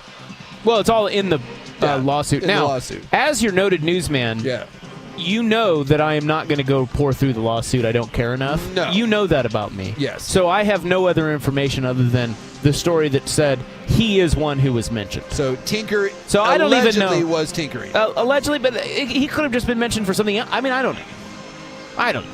I'm not going to go read it. You're not going to go read it. No. I don't really. You know what? It was settled. Oh, wait. Yeah. It's settled. It was settled. We're doing no harm, no foul. Well, listen, if there are victims, they agreed to a settlement. Did they not? That's all we can do. That's it. That's all we can do. Sit. But, also, too, I'd like to say, if Phil Knight were mentioned, it would be headline news. So, obviously, he wasn't. Let's give him a little credit. Yeah. Hey, you know what? Do we have to give men credit when they're not mentioned as sexual harassers? Because I kind of feel like we do. That's like when Colin was only mentioned in the Fox lawsuit as being a respectful guy. Right. You're like, oh my God. Give him credit. Yes, your name's not in there or it appears once as a good guy. We're giving him credit. Powerful men who are worth billions, if you are not sexually harassing, yes, I'm sorry, we're going to give you a shout out. Yes. Mark Cuban, yes, bravo. Hey, we're sticking with Phil Knight here. Way to go, Phil. Phil's great. As far as we know, Phil, no tinkering. Tinker, you're coming off our list, though. We give him credit. Because we don't know what you did. No. You old sick son of a bitch. Yeah, we got an idea. All right. You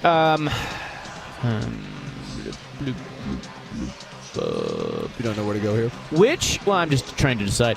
Which Oregon hotel made the top 100 in the United States? We have a top 100 hotel? Of the world. Well, yes. I just said that. Which one is it? That's the question. That is a good question. Yeah. What's our best hotel? I don't remember this story. I put it in my notes so long ago. Yeah. So I have a guess, but I don't remember. It's like, are we going like the Benson or? No. I bet it's the Nines? I bet it's the Allison. Oh yeah. I always think about that because that's that place is nice. That place is very nice. So I don't remember if it is the Allison. Let's all find out together. Let's go on this journey. But Coming up that's next. a good guess. Yeah. In the news on the Fan. This is the Fan's Window into Sports, a view into today's top stories, brought to you by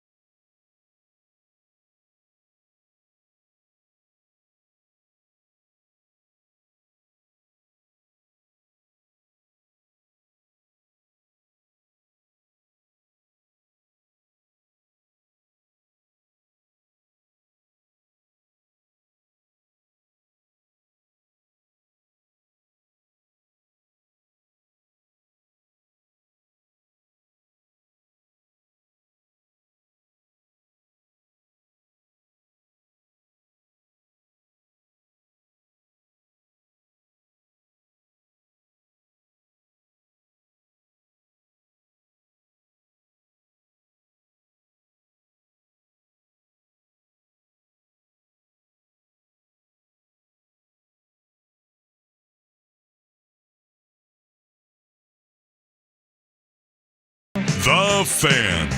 All right. Well, I was right the first time. My amended second half line on Florida. So I originally said it would be 11.5. Yeah. It is 11. Dude, I'm taking the Gators. Florida minus 11. I like it. I like this action. Let's so do it. What are they up? They're up 21 at half. I love this. So that means they have to win the second half only by 11. I feel confident.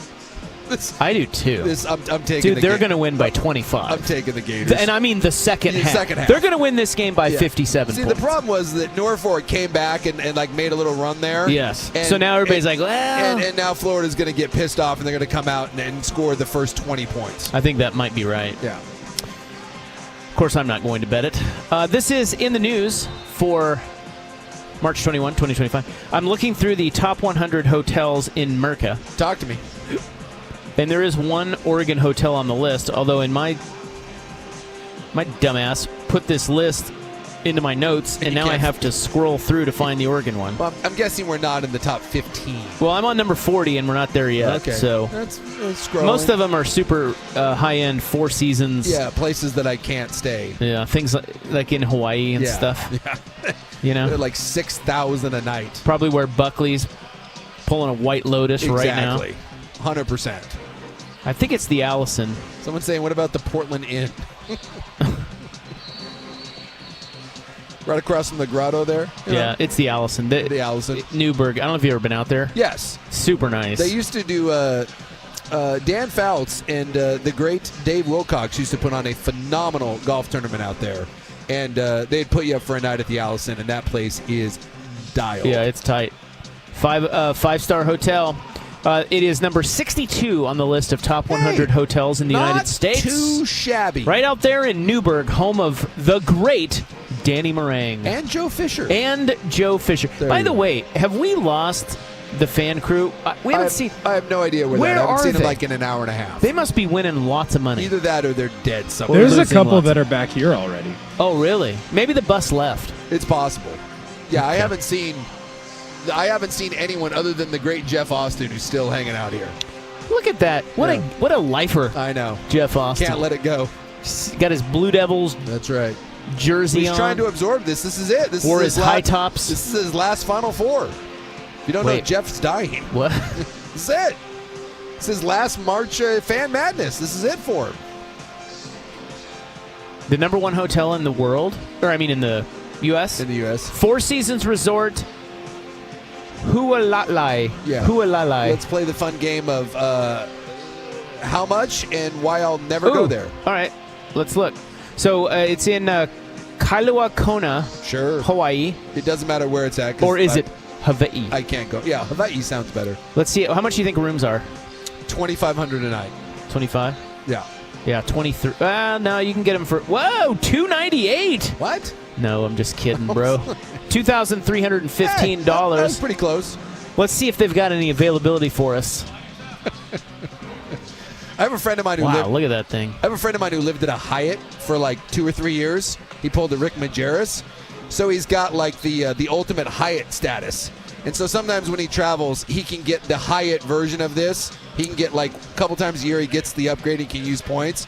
And some of those high-end hotels are just it's ridiculous. Like I don't know who has $2,000 to spend on a night. And I don't know if it's worth $2,000, but they are... Well, rich people. Yeah, they are ridiculously nice. In fact, he's going back out to Tokyo. You've seen Lost in Translation? Yeah, sure. So that hotel where Bill Murray and Scarlett Johansson do their thing, that is a Hilton that is under renovation, and they're reopening it, and his dumbass is going out there for the opening. You want to talk about the bougiest thing you can do? You're going to Japan for the reopening of a hotel bar. I got to tell you, I love hotels. Yeah. And I love hotel bars. As does he. Hence, big fan. He's going to Japan. Big fan. Yes. It's supposed to be really nice. Number 2 on the list. The Portland Inn again. I'm telling you. Where is it? Aqualina Resort and Residences on the beach in Sunny Isles Beach, Florida. Yeah, I'm guessing there's not a lot of top 100s in like Iowa. I don't think Omaha. I'm guessing we got. That's why I'm happy we got one in Oregon.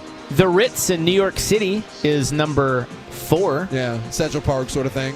Beverly Hills Hotel is number 6. Yeah. There's no upsets here whatsoever. No, there's no Drake. No. So book me a suite. Yeah, what's a suite? Yeah, 5,000. Yeah, if the room is 2,300, well, I'm sure the Wynn has some rooms that are just, Well, they have their own villas. Like they have. My buddy that used to work there told me. Well, yeah, I guess I can say this. He told me that there's one. Because I'm fascinated by the whales. Yeah. These old rich Asian guys that fly in. Like Sure. Yeah. They're worth $1 gajillion, and they come in and they gamble. Everything gets rolled out. They'll bring a craps table up into their room. Well, that's what he said. He said so they have these private villas there. Yeah. I don't know how many they have, but they're like basically just grandiose residences right on the property. Yeah. And he brings his whole family, and they will. You don't even have to be like this big of a whale to have to get a table in your room. Yeah. You just gotta. I mean, if you're gonna bet, they'll bring it to you. Bring it up. And so he said this dude bets between 5 and 20 million every time he goes. A hand. Oh. A hand. Hey-o. Well, I mean, rich guy. Yeah, that's. And meanwhile, there's like his grandkids are like running around the room like, Dad, need that orange juice. Would it be? And he's over there betting $15 million. I guess you're rich, so it doesn't matter. But I would think that that would defeat the whole. One of the cool things, like if you've ever played craps or whatever, is kind of the energy in a room when someone's on a hot streak or there's a lot of money on the table. Yeah. And so I would think that gambling like that in your room would be kind of lame, but I guess if you're gambling $5 million a hand, it's not lame. What about 20 million? Yeah. A hand. Well, I mean, win some. You win some, you lose some. Double up to catch up. This is why no one could bankrupt a casino. Oh, wait. I see what you did there. You're taking a shot at my fearless leader. I am not. And I don't appreciate that. I'm not taking any shots. I'm just saying, who could possibly bankrupt a casino? Trump. No. That's who. It's fake news. Does he ever talk about that? Fake news. What are you talking about? It's the greatest casino of all time. Greatest stakes of all time. Greatest university of all time. I tell you, the greatest Wynn. Charities of all time. So when we stay at the Wynn, it's right across from Trump Tower. Yeah. Boy, it's a sad Trump Tower because you look out the window. You're talking about. It's the nicest place on earth. Sad operation. No, that's great. Looks a little like run down and looks great. Cheap. I love it. It's the only place I stay when I go to Vegas. What are you talking about? I won't stay anywhere else. All right, that's in the news for March 21, 2025, brought to you by the Advocates, injury attorneys at advocateslaw.com. Coming up next, another Blazer is hurt, and we'll get you caught up on all the big sports scores of the day, March Madness and all that. It's the Hot 5 at 5 next on The Fan.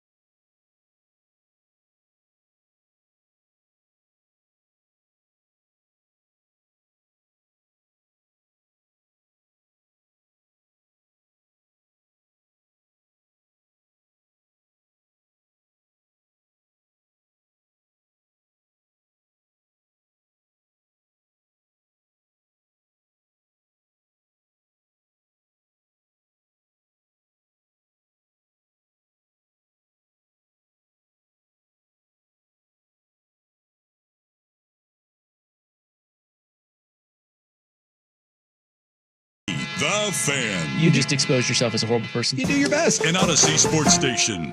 Now, from the George McCoy at Warren Allen Sports Desk, a Sports Center update on 1080 The Fan.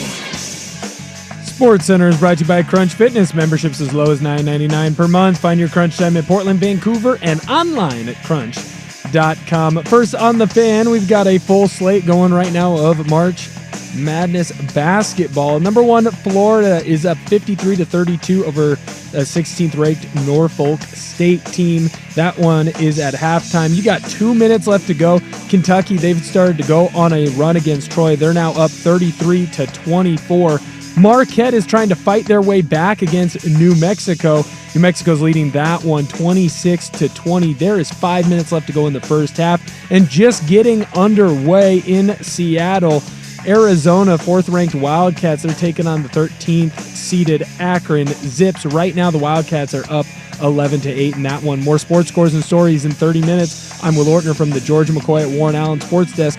Hurt and missing work, insurance companies acting like jerks. Don't call your mom. Call George McCoy at warrenallen.com. The Fan Merch Locker has a new black 10.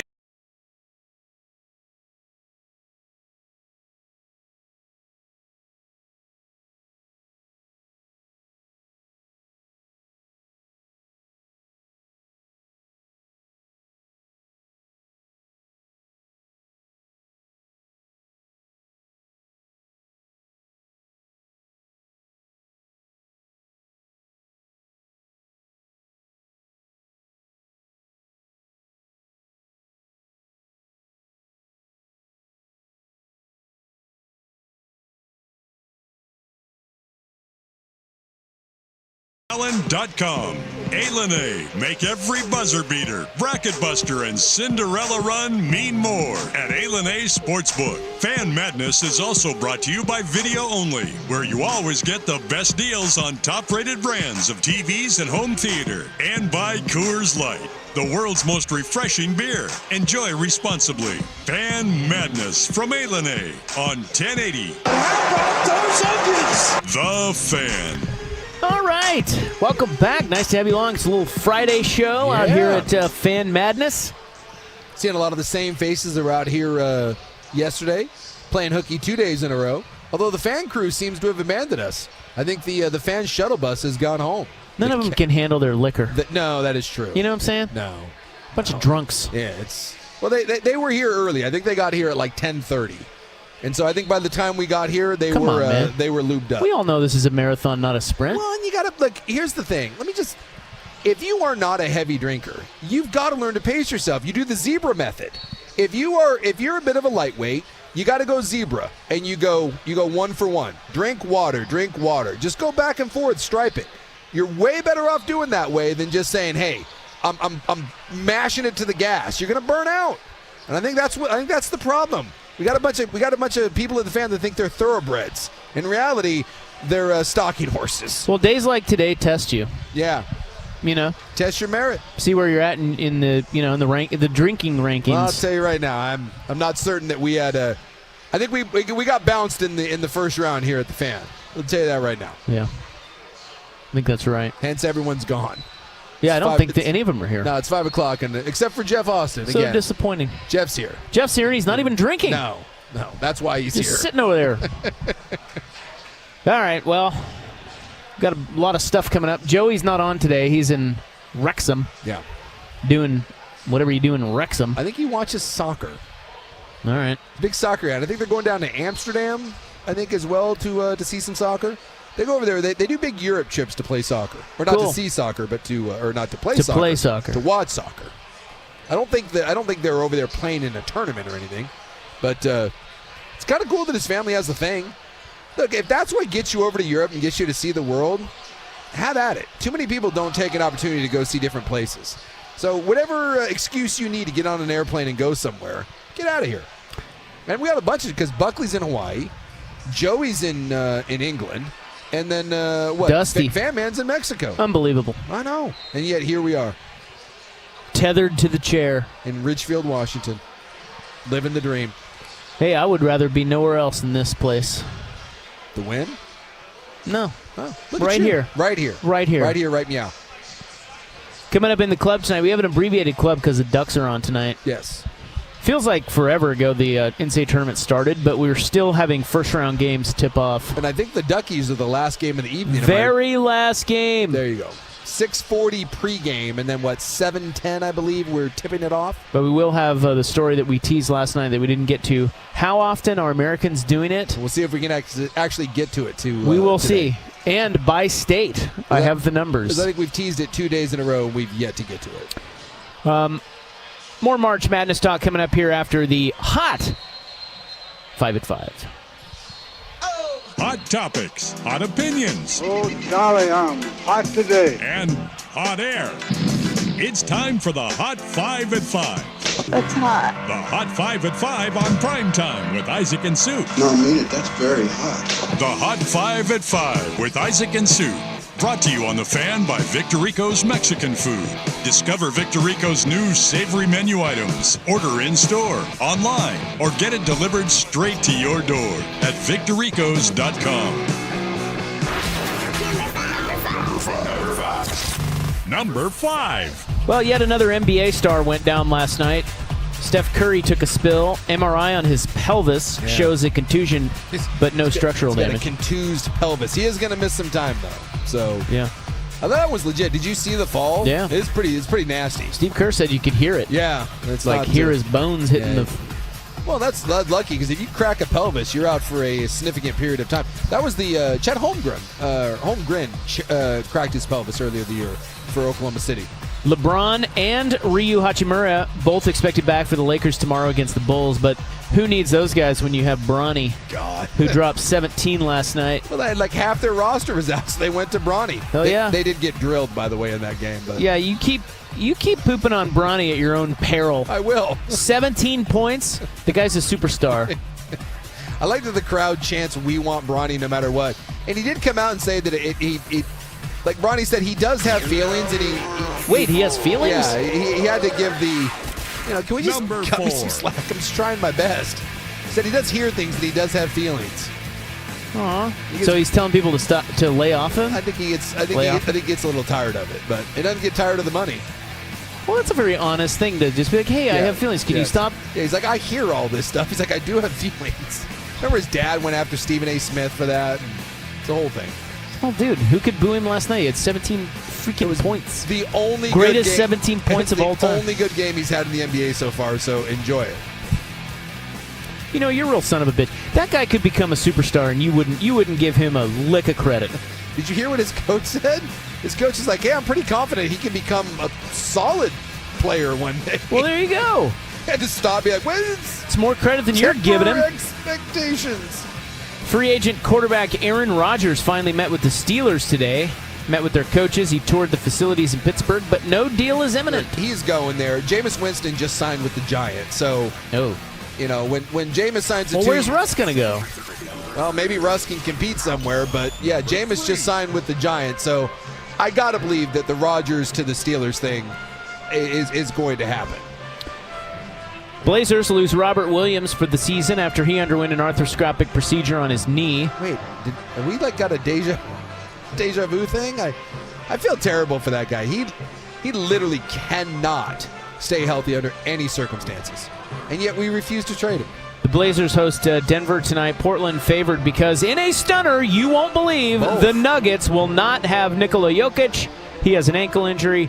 And last I checked, Jamal Murray was questionable. Are you saying he's out too? Well, they missed last game. Both of them did. So they list Murray questionable. Okay. He's got his own ankle injury. Maybe. Little babies. Maybe you see Murray. Hey, bottom line is this: Portland is playing bound, baby. Hard charging. 10 seed. Here we come. Especially when no one plays anybody.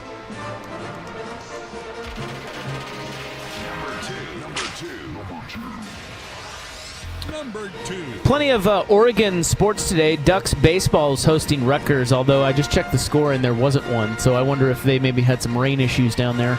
Yeah, it was raining pretty good up here, so safe to assume maybe down there. Men's NCAA's 5th seed Ducks take on 12th seed Liberty on the Fan tonight. After us, pregame 6:40. Flames 6th nationally in three-point shooting. Yeah, they're really good at shooting the three and really good at defending the three. Women's NCAA's 10-seeded Ducks blew a big lead in Durham, but beat 7-seed Vanderbilt. Yeah, they were up double digits basically the entire game, and with just a few minutes to play, we looked up, and somehow Vandy pushed it to OT, and then it was a nip and tuck in OT, but they pulled it out. Ducks win 77-73. Yeah. Top seed South Carolina, by the way, beat Tennessee Tech 108-48.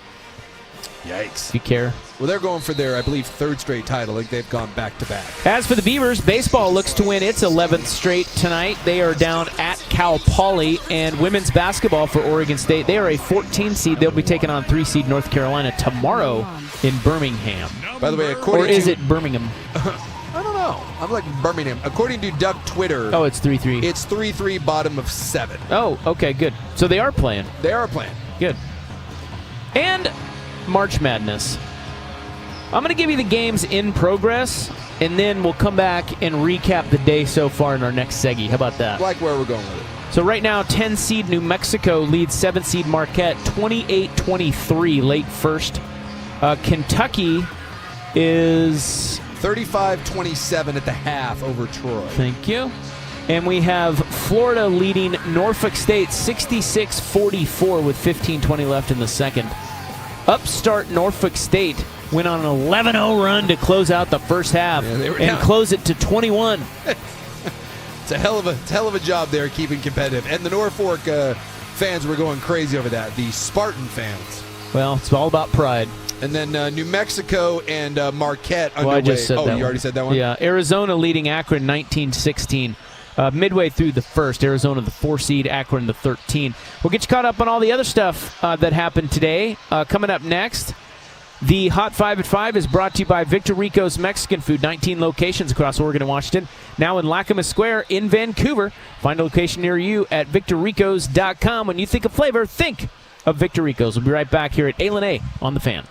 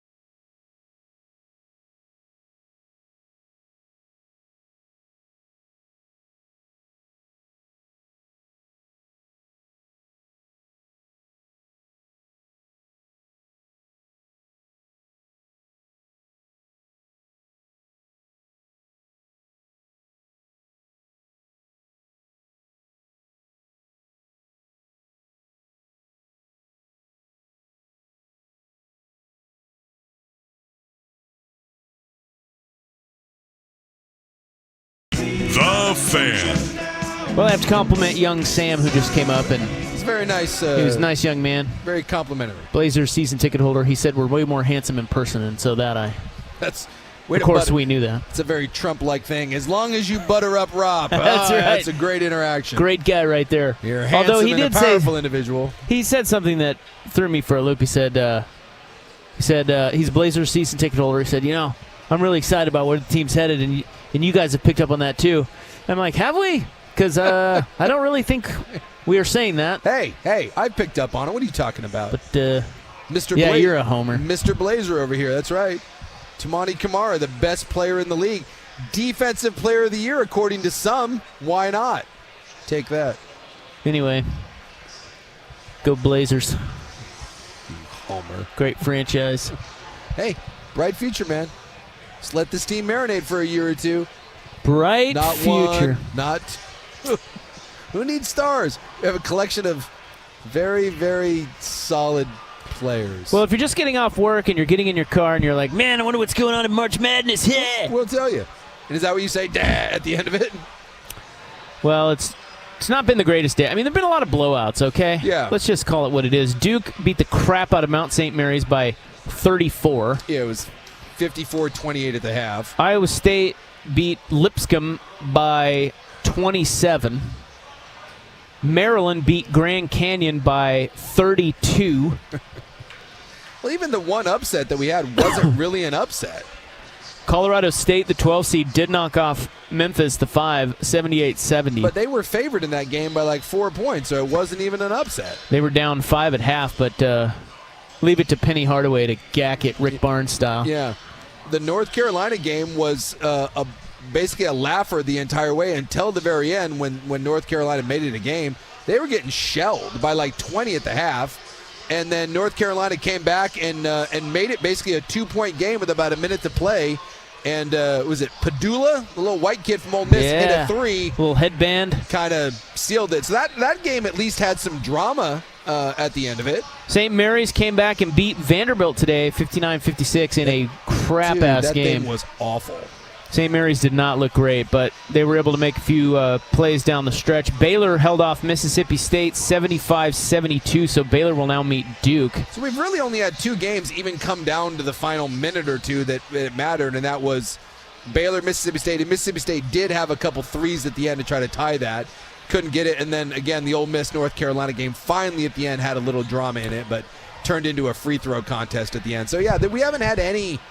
There's been no madness whatsoever. I don't know if we've had silliness.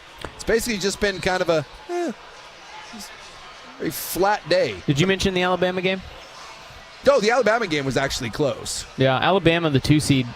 They got all they could handle from Bob Morris. Yeah, Bob Morris. Bob Morris. It was like, what, a 2-point game at the half and 4. It was a 4-point game, and then they pulled away at the little bit at the end. But yeah, that was a game that made you sweat if you're Alabama. 90-81 that final.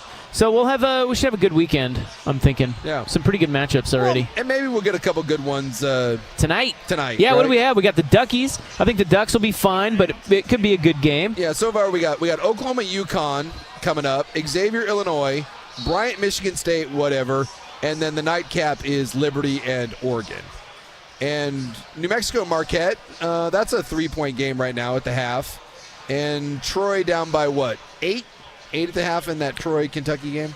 Yeah, UConn, Oklahoma. Somebody came up a little bit ago. They were like, hey, come on, I need a win for the evening games. And I gave out UConn. I said, take UConn. UConn favored by 5.5. Oklahoma sucks. Well, UConn isn't necessarily lighting the world on fire. No, but you got Dan Hurley. I mean, they're well coached. 2-time defending champs. They're all healthy now, finally, I think. I don't know. I have no faith in Oklahoma. Oklahoma's in the tournament because they're from the SEC. I kind of forget about that. Yeah, they're in the SEC now. Right when you said that, I was like, SEC. I was like, oh, yeah. By the way, the ACC's down to 1 team. Yeah, Duke only. The ACC has Duke. Watch and that's Baylor beat them. ACC out of the tournament by Saturday morning. I don't think that's going to happen. But Duke, Duke's the class of this tournament. They just are. They've been the best team for most of the year, and Cooper Flagg, by the way, looked perfectly healthy today. So, again, you know where my money's on. I'm taking Duke. Yeah, I think there's 2 teams that can knock them off. and really only two. One is Florida, and the other is Houston. Yeah, you're kind of digging what Florida has going on. They're really good. Yeah, won the SEC. But they're on the other side of the bracket. So Houston, they can't meet till the Final Four, and Florida to the national till championship. the title game. I just think, this year's a weird year because as much parity as there is, these top teams, and Auburn, I guess, is in there too. They've kind of struggled a little bit lately, but these top teams, those three in particular, are just so much better than everybody else. Really good. Those three teams, I'm guessing those three teams are in the Final Four. Think some chalk holds up? I do. And then maybe if you get one, Creighton, you're going the outlier with Auburn getting knocked off. Auburn's got that's a tough road. You've got Creighton, Iowa State in that bracket. A&M's nasty. Michigan State's at the bottom of it. Yeah, Michigan State. Yeah, so I don't know. I don't know if Auburn gets there. They don't have that look right now. I mean, they didn't look good in the first round. They didn't look good in the SEC tournament. Yeah, that was. They used that run at the end of the first half to pull away from Alabama State. But for a while there, people thought Auburn was the best team. But you're right. Sometimes it's about playing your best ball at the right time. So anyway, what's your first March Madness memory? I was thinking about that driving in today. My very first March Madness memory, huh? Yeah. Huh. That's good. My first basketball memory is the Great Alaskan Shootout. What about March Madness? I know, that's what I'm trying to kind of peel it back. It might be the I remember Johnny Dawkins and the Dukies. That one stands out. And before the 3-point line, what year was that? That might be my first. That's the first thing that comes to mind when I go back was Johnny Dawkins and Duke. And God, that would have been what, mid 80s? Johnny Dawkins. When did he play? I'll wait. Searching. Yeah, 82 to 86. So that would have been my first. Really? Yep. See, that's before me, and you're younger than me. Yeah, I remember watching. When was Leitner? What year? Oh God, Leitner would have been early 90s. Would be my guess. So my first memory is 1988 when Danny and the Miracles beat Oklahoma. Yeah. But which is weird because you're young. You're a youth. I don't know. I remember sitting around and watching. Do you remember Phi Slamma Jamma? No, I don't remember. They were early 80s, right? Yeah, I don't remember that. I'm looking to see when. Yeah, 1986 NCAA championship game against Louisville. Yeah, that's Denny Crum in the red blazer and Johnny Dawkins. That's my first. Okay. That would be my first March Madness memory. And I don't know, it's weird when you think about that. Like, I remember my first football. Like, I remember watching the Redskins and the Cowboys Monday Night Football. I remember that's your first NFL That's my memory? first NFL memory is Cowboys Redskins. And I don't know why I remember that. And again, it's probably around that same age, like six-ish. I remember that. I remember going to a Dodgers game. I remember that was my first baseball game. I remember my first game up at the Kingdome. Was against the Blue Jays. I don't know. I guess I don't remember vivid details of those things, but it took me a second to pull that out. I was kind of trying to think of how far I go back, and like that just sticks out. What is the greatest March Madness moment? Is it Leitner? Leitner's shot? It's got to be Jimmy V in the Wolfpack, right? I mean, missed 3 putback. Yeah. I mean, my God, and then Jimmy V running around the court. Villanova versus UNC game winner 3-pointer. Well, you're dating yourself a little bit. You're dating yourself, but yeah, I mean, that's an all-timer. That one doesn't get enough. He's right about that. Like, that was a 3-point game winner. Yes. Right? For the title. Yes. And nobody ever really talks about it. As a matter of fact, we've talked about this before, but does anybody even know who the hell hit it? Who hit that? Who did hit that?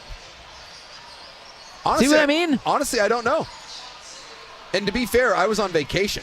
I think I was in Mexico sitting at a bar, and that happened. Chris Jenkins. And you know the funny part was, like, no one cared. You know, you would sit at one of those foreign bars, you're down there, like, on a beach or whatever, and there's, like, you know, no one's paying any attention or whatever, and I think there was, like, 3 of us. And I remember that. I remember that happening and being like, oh, my God, that went down.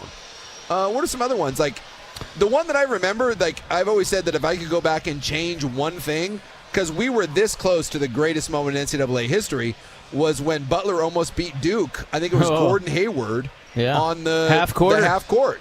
He Larry Birded that son of a gun from his waist, and it was in. And that would have beat Duke for the national. Butler would have beat Duke on that shot. So that would have been the single greatest moment. The other one I remember UNLV losing to Duke in the Final Four. That was the Larry Johnson, Stacey Augmon team. I remember that being like, oh my God, like Duke did it. UNLV was undefeated. See that right there, that little era. I don't know if one moment maybe it was the Leitner shot over Kentucky, or just right in there is my quintessential college basketball. Sure. Like right there, that was the peak right there. Bobby Hurley, Christian Leitner, UNLV. You mentioned Denny Crum. Kansas was good then. Just that was college basketball. Well, I just have it's funny that now that you've mentioned this, it's like remembering childhood memories, and this is a random one too. Is I remember Ramil Robinson and that Michigan team against Seton Hall. And that was kind of a crappy game. PJ Carlissimo, Chris Webber timeout. No, the Chris Webber timeout. That was against what? North Carolina. North Carolina when he called that. Yeah, there's just weird things that kind of stick out in your mind, and then of course you got like Bryce Drew and the Valpo shot. That was first round. Yeah, but that one sticks out. They always pull. Dude, people remember that more than they remember Villanova winning on a buzzer beater to win the title. Yes, isn't that wild? I know. It's strange why some stuff sticks in your mind and some stuff doesn't. Why do I remember Ramil Robinson? Like what? Why? I don't know. I remember him too. Right? There's a lot of. You're right. It's like there's a lot of finals that. You'd be like, I don't know who played in that. Yeah. But then that one is so vivid. Seton Hall, Michigan. Yeah. Maybe just because Seton Hall was such a underdog. I remember Ronnie Cycli in the Syracuse Orange in Indiana. I remember that for some reason. So here are according to collegeinsider.com, the top 5 greatest moments in March Madness history. Jordan's famous jump shot. Yep. You know the weird part about that is, so Jordan was a freshman. It was against Georgetown. He hits the shot. Georgetown still had time. They came down, and this is the one I'm saying. And today, that would be scrutinized because we blame Chris Webber and we talk about was Chris Webber in with the mob. The Georgetown kid comes out. He throws it to James Worthy. Yeah, right. He literally there is not a Georgetown player around. He turns and throws it to Worthy, and Worthy goes down and game's over. So, I mean, the Jordan shot was amazing, but it didn't actually win the game. It was the Georgetown kid throwing the damn ball away. Number 4 is Keith Smart's game-winning shot for Indiana. Yeah. That was a big one. Bob Knight, 1987.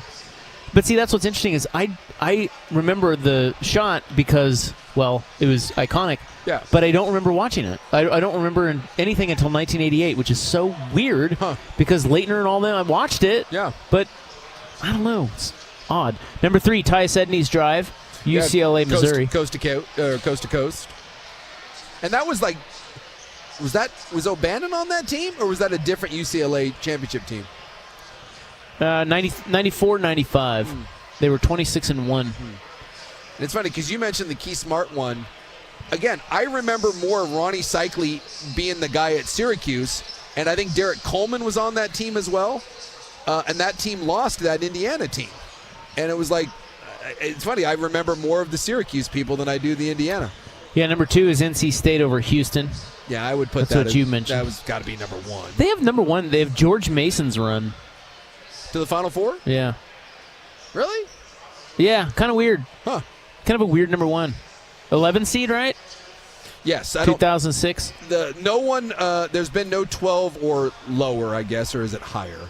They were the first mid-major in 27 years to reach the Final Four. Yeah, we've never had a 12 or beyond go to the Final Four. 11 is the I always get confused. Is it higher or lower? Well, it's higher, but people understand what you mean when you say lower. Yes. So, at least some people. 11. That's the 11 seed. Maybe not Ortner. Like Florida Gulf Coast, I remember that. Like that squad, the whole. Andy Enfield. Yeah, you just kind of, I don't know. There's certain moments that grab you, and others that don't. So George Mason's run, they beat Michigan State, North Carolina, and Connecticut. I mean, that was pretty. Yeah, it's pretty amazing. That's pretty amazing. But it's funny, yeah. We all have Like if we asked Will, what's your first sports memory? Ooh. Reggie Bush fumbling the football in the Rose Bowl. Oh, against Texas, huh? What Yeah, year the was that? pitch, or that's 2006 Rose Bowl, so 2005 season.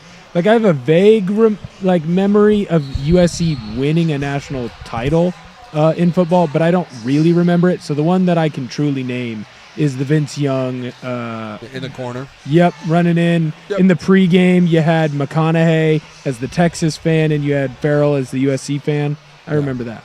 Yeah. Again, there's always one that'll stand out, stick out in your mind. For whatever reason. Yeah. I mean, No one knows why. No. I mean, and by the way, your memory won't be great of that. Like, that's the one that gets me is I'll go back, like, I remember Jack Morris for the Twins. Like, that one sticks out at me of him going the extra innings, right, for the Twins in the World Series. But when I go back and I read the details of that, I'm like, oh, my God, I had that completely wrong. Right? Like, you're like, I remember that, and to me it's very vivid, but when I actually read the details of it, it's I'm wrong about like 85% of the stuff. This is why I've always said, I read a book on memory a number of years ago, and your memory is basically crap. It's your memory isn't what happened. Your memory is what you choose to believe. Right. And memory is the least reliable thing in the world. So that's why I've always said that when I say that I remember something, I am always, especially if it's something that happened a long time ago or in my childhood, I am always open to the idea that I am wrong. So I always preface it by saying, this is what I remember. I'm not saying it's right, it's just what I remember. But then you have someone else that's like, no, I remember exactly how it went, and I'm looking at him and I'm being like, do you? Or are you just remembering what you remember? Right. Because there's so many people that are so adamant that they remember every detail, and I'm always like, no, you're full of crap too. You're just not willing to admit it. All right, one last story here. This one pertaining to football and the Last Chance U douchebag. Do you remember that guy? I do. Jason Brown? Yes. He's back in the news. That's awesome. We'll get to that next. Here's Will. Now, from the George McCoy at Warren Allen Sports Desk, a Sports Center update on 1080 The Fan. Sports Center is brought to you by Vulcan Design and Construction. Check out their award-winning outdoor living designs or schedule your free design consultation at vulcandc.com. First on the Fan, we're into the late games for Friday's NCAA tournament. Right now there's 8 minutes left to go in the second half. Florida's up 76-55 over Norfolk State. Just getting underway in the second half right now. Kentucky, they're up 43-34 over Troy. Troy's trying to come back in that one, make it a game. At halftime, you've got a real nail-biter. New Mexico, the Lobos, they are up 35-32 over Marquette. And then with just about a minute to go left in the first half in Seattle, you've got Arizona up 39-29 over Akron. More sports scores and stories in 30 minutes. I'm Will Ortner from the George McCoy at Warren Allen Sports Desk. Hurt and missing work. Insurance companies acting like jerks. Don't call your mom. Call George McCoy at warrenallen.com. Live, local, and free. No subscription.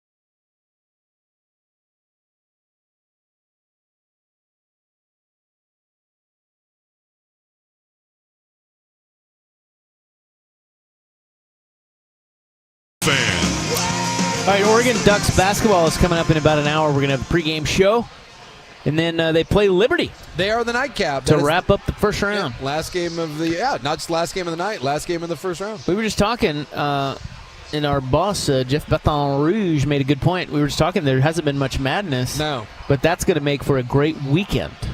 Yeah, Saturday, Sunday games. Some good games. By the way, Norfolk holding tight here. Yeah. You know, that second half, they're only down by 3. So the second half spread was 11. Yeah. They are down 24 total. And they were down, what, 21 at half? 21. Yeah, they went on an 11-0 run to get it to 20. Dude, so the play was Norfolk State plus 11 in the second half, at least right now. They're only down by 3 right now. But there's only 6. Yeah, 6 minutes left to go. Florida's going to call off the Dogs. 28-25 in How the second about that? half. Can we just say that if you're a Norfolk State fan, you're feeling pretty good? They're down 24, but they were down 24 with like 9 minutes into the game. You know what they're going to say? I've seen some Duck fans do this. Hey, we damn near won the second half. So that's, you know, that's how great I we love are. that. Yeah, did they against Georgia, right? They were getting blown out by Georgia. Hey, look at the second half. You take the first half to 34-0 or whatever it was. Hey, the second half, man, we just had a bad half. Really settled down. Yeah, so far we don't. New Mexico Marquette might be something. That's just underway in the second, 35-37. Yeah, it looks like a good ball game. But other than that, like, you're right. We've had even the games that were kind of close weren't good games. Bama Robert Morris wasn't very good. Colorado State Memphis was boring. Carolina Ole Miss was only interested for like 2 minutes at the end. It's just been kind of a very bland day so far. Come on, NCAA tournament. The madness has not done it. We need some cool moments for one shining moment, which is still the best part of this whole stinking tournament. I love one shining moment. Absolutely. I would like them. Do we have like an overall one shine? Has anyone ever actually gone and done a one shining moment for a decade at a time? Because I would be into that. That is, I stick around. What do you mean? Well, yeah, I see. If we did so when we do one shiny moment, right, it's for that tournament. But it would be awesome if we could go back and do a one shiny moment and do like a compilation of like 5 to 10 years at a time. Because that, it's so good. It's the best part of that final. And I just want to see it expanded where we get all of the great moments piled into one. Yeah. And we get the Luther version because that's... Right. That's the key. That's the key. They keep screwing with that. Yeah, and look, I love me some Jennifer Hudson, but no, just go back to Luther, Big Luther. Just make that happen. So Jason Brown is the coach who was on Last Chance U. Yeah, he's a giant a-hole. Yeah, he became the big star. He's the big, bald, fat guy who...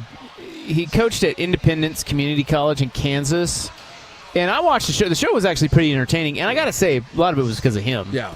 But he has filed a $30 million lawsuit against Netflix over how he was portrayed in the show. For God's sakes. He wants $10 million in lost income, $10 million in reputational damage, $5 million in emotional distress. I would like to point out, dude. And $5 million in emotional distress after the suit argues producers cut, pasted, edited, and distorted footage to depict him as a volatile, abusive tyrant for their financial gain. I would like to know in what world that dip-ass thought he was going to make $10 million being a football coach. What was his salary there? It was a JC coach? Yeah, I don't know what his salary was. I think he thought he was going places. Yeah, you weren't going any places. And let me also point this out. If you go on a reality show, be prepared. And here's the thing. If you don't want to be portrayed as a, belligerent red ass, don't be a belligerent red ass. Well, I know. That was my question. That drives me crazy. It's like if you're... it's like if cameras follow you at your work... Yes. Is it even possible for them to inaccurately depict you? Okay? So like, you do some good things, you do some bad things. Let's say they show all of the bad things. Yeah. Okay? Well, that's still you. Yes. So why... So I guess that's the question. Can you, if cameras follow you at work, is it even possible to be depicted inaccurately? I'll tell you this. I'm sure you can get a slant, right? Like, if you only showed the negative and you never showed the positive, then yes. But it's not inaccurate. But it's not inaccurate because it's still you. Dude, I watched that show, and that dude is a raving lunatic. He's cursing at people. He's threatening players. Yeah, he's crazy. He's absolutely And he thinks he's great. He thinks he's the And he's he's the not. second coming of Jim Harbaugh. But yes, we've reached this bizarre world. I talk about this all the time. We've reached a point now where we're so, our heads are so far up our ass that we can literally agree to be filmed. And then they put your life out there, and then you're like, nope, I didn't do that. That's not me. What do you mean it's not you? Well, I mean, he's saying he knows it's him, and he's just saying that I'll reread what he claimed to depict him as a volatile, abusive tyrant for their financial gain. Well, he was volatile. Yes. And he was abusive because he got fired for saying to a German player on the team, he said, "I am your new Hitler." Yes. He said that to him, and that's how he got fired. So I guess it's like, I don't know. It's a weird thing. It's like, okay, so we should show the positive things. I think they did show some positive things in there. Well, but whether or not they choose to show, like, when you're making I guess documentary, or you're filming a Netflix show, you can't show every piece of footage. So here's my thing: if you're an ass 85% of the time, and they show you being an ass, let's say 95% of the time, can you really be upset that they've given you, like, that's the percentage of footage that they've shown? Right. And maybe, like, you being nice, it's like you being nice in a very bland, boring way. That stuff just drives me bananas. And $30 million.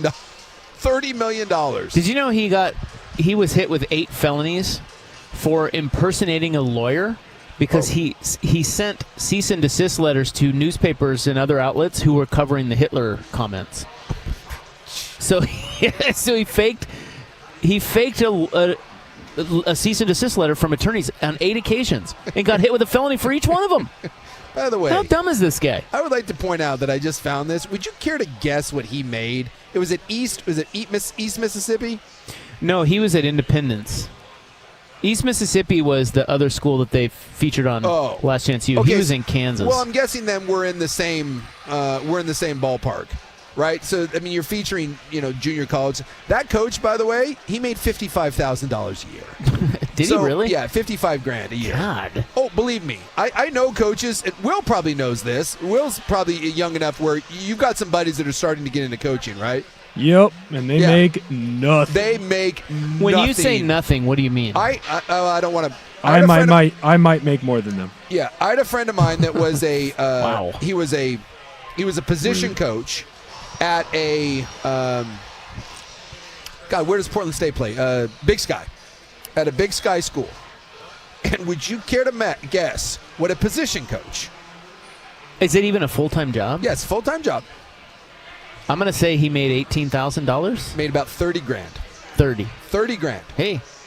At a Big Sky school. $30,000. When was this? What year? Within the last 8 years.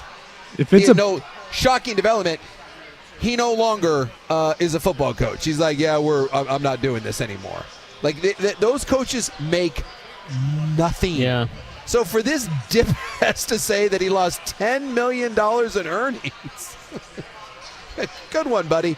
How many years were you working at your $55,000 a year salary that you missed out on that $10 million? All right. Thought we had Will coming in there with over the top with some hot commentary. We don't. We're gonna take a break. We got the club coming up. How often each U.S. state is having sex? I bet you Washington's more. You think so? That's how we do it up there. You know how we get down in the coop. Well, the kids aren't doing it. No. We should bring Ortner in on this. Yeah, the kids aren't doing it, and they're not drinking. Ortner hasn't had sex in Your months. kids might not be doing it. That's next. Well, it's actually not next, but it's coming up. On the Fan. It's time for a Ducks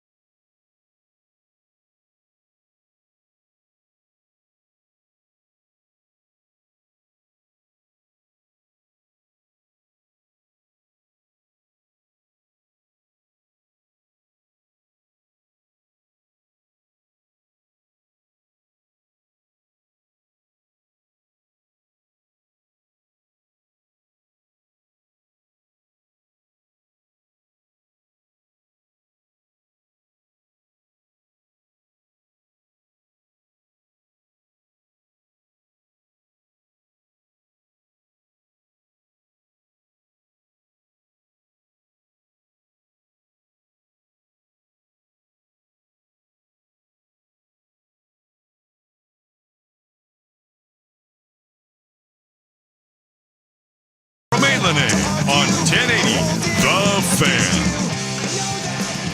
All right, we got an abbreviated club tonight, so we got to get out of here. Got to be careful. We got talking about doing it. Yeah, give the people what they want. Yeah. 2 straight days we've teased, doing it talk, and we didn't deliver. Although, to be fair to us, Kansas happened. I mean, yeah. I don't know what happened the day before that, but, come on.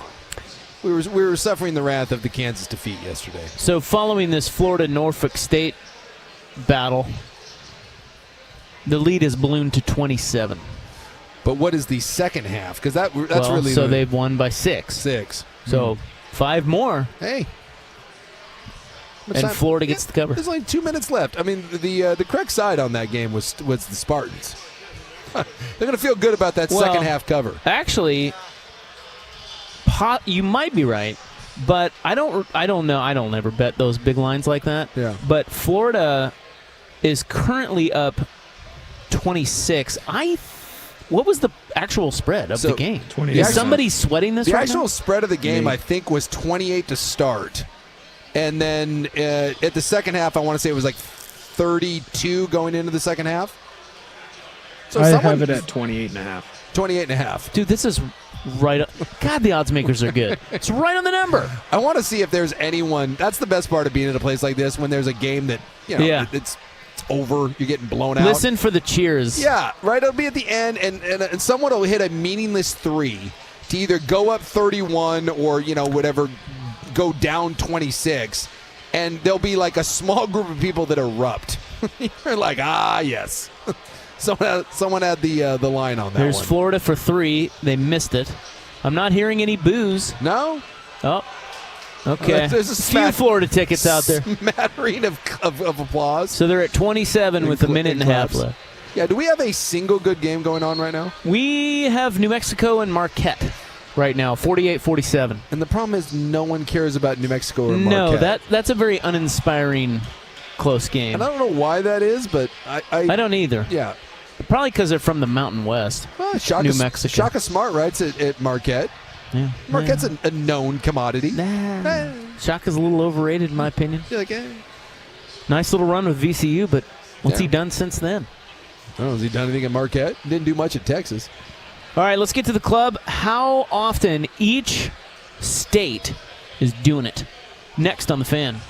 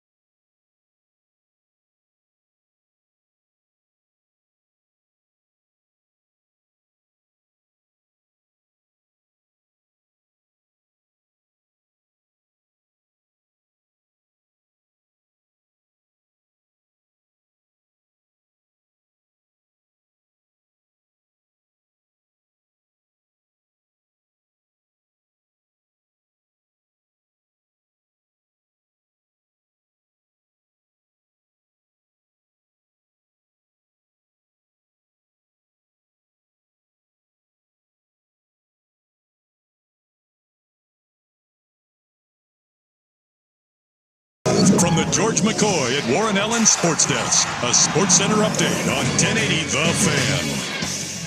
First on The Fan, we've got a couple of college basketball games still going on, 3 to be exact. Florida just went final against Norfolk State. They won that game at 95-69 there. Now heading up with the games that are still going on. Kentucky, they're up 61-39 over Troy. There's 7:50 left to go in the half there. That one will be final in 8 minutes. Then you've got basically 12 minutes left to go in the second half.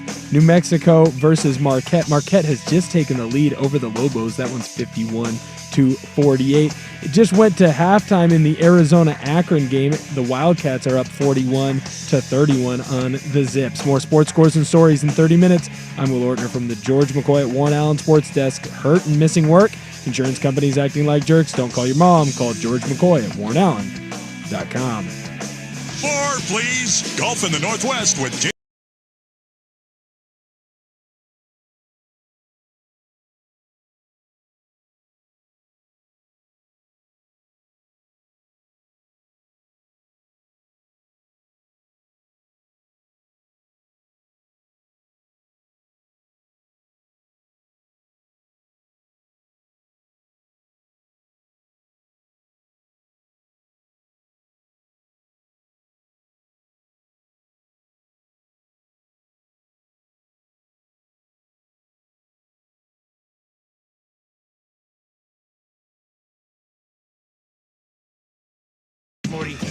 Starting right about now. Club 1080 with Isaac and Souk is brought to you by Pub Beer, the official beer of cheap fun.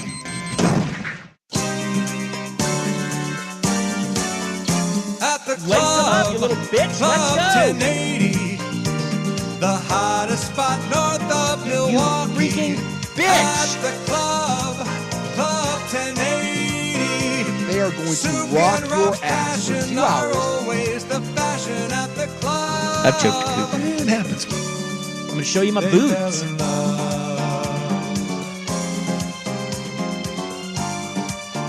Stadium Sports Bar and Grill at A up here for Fan Madness.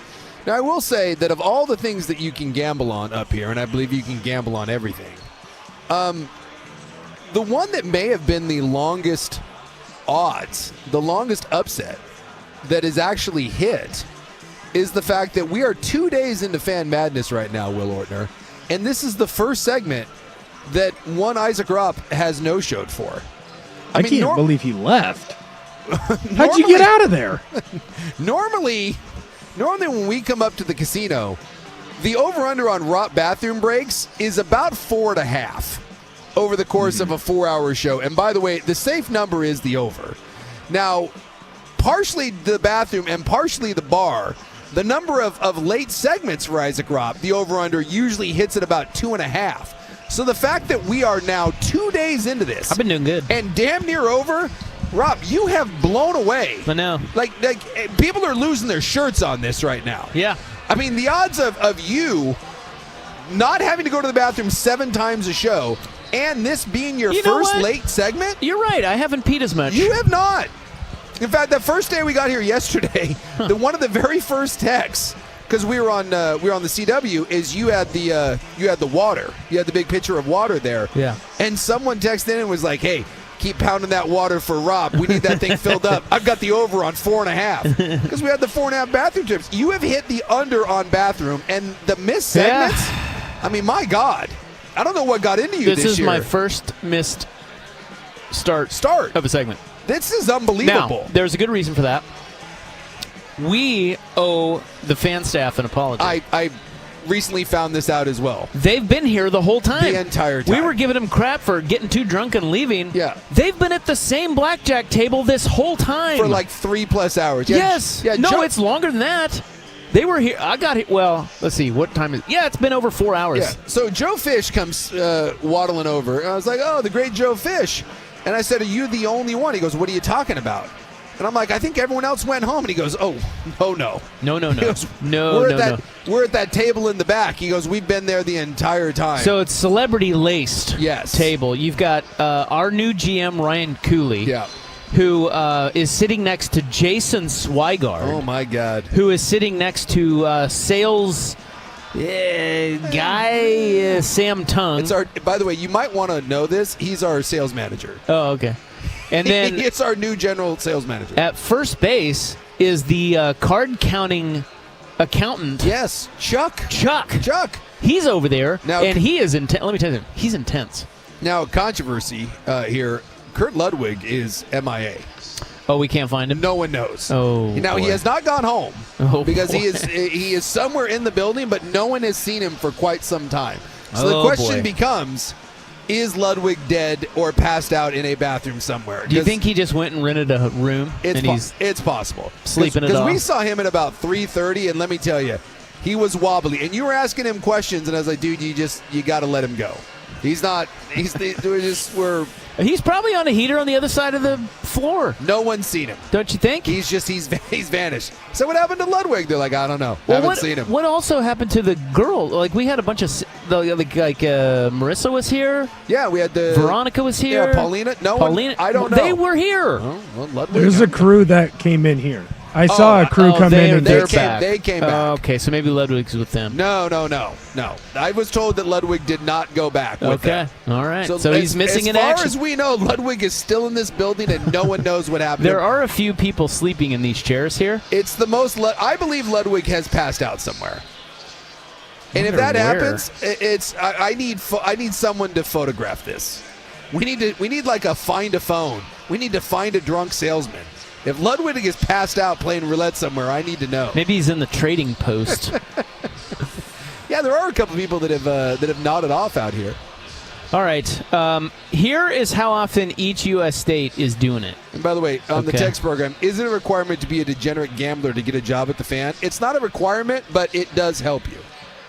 Well, I mean, are they degenerates? They're just having a good time at a casino. Not everybody in a casino is a degenerate. I take offense to that. That struck a little bit of a chord. I mean, and by the way, I was over there. Your girlfriend broke up with you partially because you wouldn't stop Not talking my about your girlfriend. bets. She'd be my ex-girlfriend, and I learned that lesson. So, guys can't have fun anymore. Didn't know that. Now I know. I would just like to point that out. If we are talking about degenerate type behavior, look, I'm not saying in a court of law that is like a smoking gun. It is a bit of damning evidence. It's not good. My gambling conversations were a lot more interesting than her Ugg boot conversations, and I will stick by that. Just saying. If we're doing a degenerate trial, that is a damning piece of bloody glove evidence. Doesn't mean he's going to get convicted, but it doesn't look good. How long do you have to gamble before you can be a degenerate?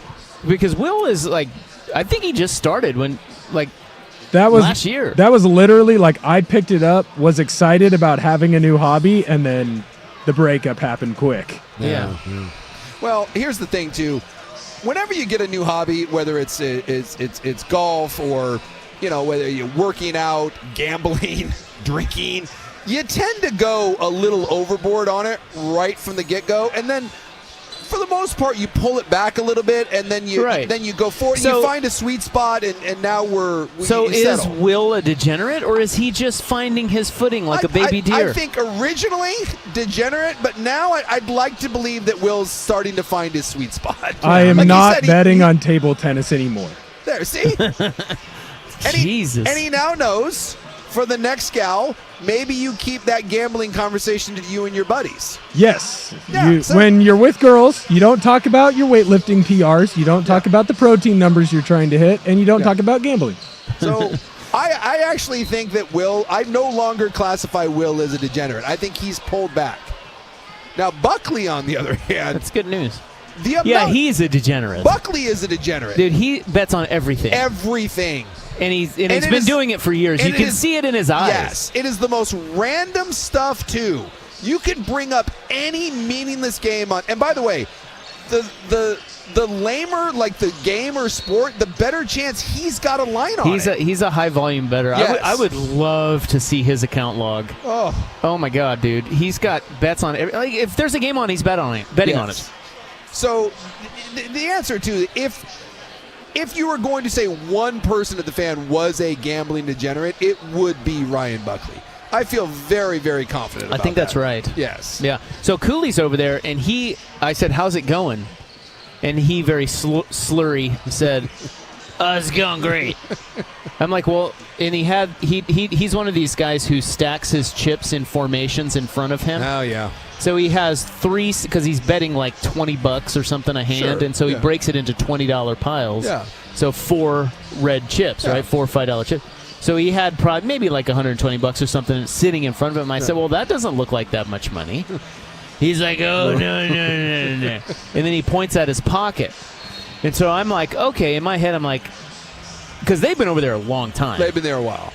I'm like, I've seen him bet before, and he bets bigger than $20 some. Sure. Okay. So I thought, dude, I wonder if I was thinking in my head, I'm He's like, got a couple G's in his what wallet is there? he going to pull out? Because he's going to show me. He's got to prove it. So Yeah. he's got to show me something. He's going to pull something out of his pocket. What denomination would that chip be? That was going through my head. Oh, gosh, that's a good one. Like, if you're flexing and pulling that out, that can't be 100. It's got to be more than that, right? See, I was in my head thinking he'd pull out a $1,000 chip. I was thinking 5. It was a $500 chip. Okay. Yeah. And was I impressed? I mean, so Cooley pulled something out of his pants to show you, and your reaction was, I hope there's more of those in there. I mean, just one? oh, It's good. Look, he's winning. he's winning. And I bet you A&A's pissed about it. The fan staff. They're watching him. Although here's the thing, as drunk as they are, trust me, I guarantee that casino will let them stay. The more you're drinking, the more you're staying there. Oh, yeah. Keep betting. Here's another beer, sir. It's the reason why they're comping drinks over there. That's right. Keep it going. So to answer the question, do you have to be a degenerate to work at the Fan? No. Does it help? Sure. It'll turn you into one. That's true. Well, and no one wants to be around a non-degenerate. We like to party. Can you imagine if you had some goody two-shoes on the staff? That wouldn't fly. It's just, Come on, it's radio. Exactly. It's weird. It's awkward. We have a good time in radio. Who's the most wholesome person we have? Ooh, that's a good question. See, I think Schultze's pretty wholesome, and I think it bothers him. And so I think Schultze tries to not be wholesome, but the more he tries, the more it makes me think that he's really wholesome. I don't think he's all that wholesome. I think he's pretty wholesome. I'm trying to think. I think Schultze tries. Is Joe Fisher pretty wholesome? He seems. That's pretty good. Yeah, I do. I think Fish is pretty wholesome. Ortner's not. Ortner's more wholesome than you think. I just sports gamble. Yeah, I honestly, Ortner's in. I've tried to get him to not be so wholesome. Ortner ends up dating like religious school teachers. Ortner is way more wholesome than you realize. Careful of school teachers. And it's very disappointing. I've tried to break him of that habit, and I don't think it's going to work. He's just Ortner's salty there. He's the sort of guy that you want your daughter to marry, and I'm so disappointed in him. I'm getting out there. I'm doing things. Nah. We're branching out. Ortner's wholesome. I think Fish is wholesome, and I'm telling you, Schultze tries too hard to not be wholesome. It seems unauthentic. I think there's a lot of wholesomeness there, and his name's Corn Pop, for God's sakes. I just don't think he wants to embrace the wholesomeness. Corn Pop? Yeah, they call him Corn Pop. Who? I think Dirt and Sprague named him Corn Pop. Really? Yeah. Which, again, is very wholesome. Yeah, I don't know. Then he tries to reject it. And I look at. I don't know. I see it in his eyes and his body. think there's some party there. There's some demons in there. All right, we got to get to this story, okay? Yeah, you got to stop. yeah. You got to stop. Let me get to this story. We'll see the what happens. people want to know. People want to know who's doing it. How often are Americans having sex? And we have it by state. Yeah, someone said, if I don't hear about people doing it, I'm slicing your Achilles. This dude's been That's waiting, fair. This dude's waiting like 3 days. He's That's unhappy. fair. And we're running out of segments. Yes. So we will get to it next on The Fan. Hey, it's me, PD.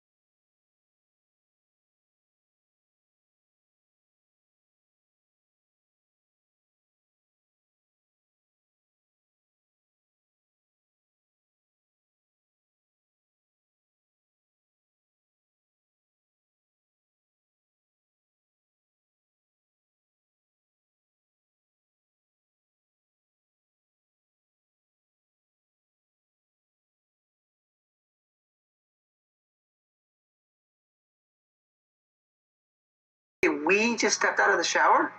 I said he. Right, okay. Club 1080 with Isaac and Souk is brought to you by Pub Beer, the official beer of Cheap Fun. Double Sun Power! Okay, now to the moment you've all been waiting for. Yes. How often are Americans having sex? Not very often. This is new research. It was released by a mattress company named NapLap, which means something different in my house. A what? NapLap. NapLap. Ooh. Yeah. You know what I'm saying? Yeah. Wink, wink, nut, nut. Yeah. The old NapLap. The old NapLap. Well, would you care to guess? Average American. So this isn't married, right? This is just the average American. How many times, and I have it by state, which I'll break down in a moment. Well, and you got to remember, too, that some of these people are going to be bringing it down because there's a lot of single, lonely people. There are, but there's also a lot of horny sex addicts. Sex addicts. And then you got the married couples that hate each other. That's true. All right, so what are we doing? By month, week? Yeah, like it's daily, weekly, monthly, how many times a week, how many times a month, how many times a year, type of thing. I'm going to say by month, I'm going to say the average American is having sex. Okay. 3 to 4 times a month. Okay, that's pretty good. It is, right now, according to NapLap, it is once a week. Once a week. So 4 times a month. That sounds about right. And by the way, I assume anytime these surveys happen, people are lying. I think it's more like 2, because I don't think anyone wants to admit that they have sex like once a month. That's probably true. Yeah, I think you ask a guy once a month. How many times are you having sex? Very few guys, unless you've been married for a long time and you just don't care and you hate your wife. Guys aren't like, oh yeah, once a month. Once a month. So once a month, 25%. That's sad. Cop to that. That's sad. Is it? Yes. Is it? I think that's sad. I do. This is why I'm going to take my entire life savings and I'm investing it into sex robots. The moment a company goes public with sex robots... Well, they're already out. Yeah, but like good ones that goes public. You don't think they're good? I'm dumping all my money into that. Some of those things are hot. So I'll tell you right now. The next generation, it's just going to be dudes just banging robots. That's all it's going to be. Gross. So... Well, gross. What about the young? Okay, so it said 46% of the respondents to the survey admitted to once a week average. Okay, that's the U.S. average. Yeah. 25% said once a month. What percentage said only once a year? Oh God, once a year. Yeah. Ew. Like 10%. Yeah, 9.5%. See, this is why I'm ready to solve. Bum Voyage is the best idea I've ever come up with in my life, and why the city of Portland will not talk to me about implementing it, I don't know why.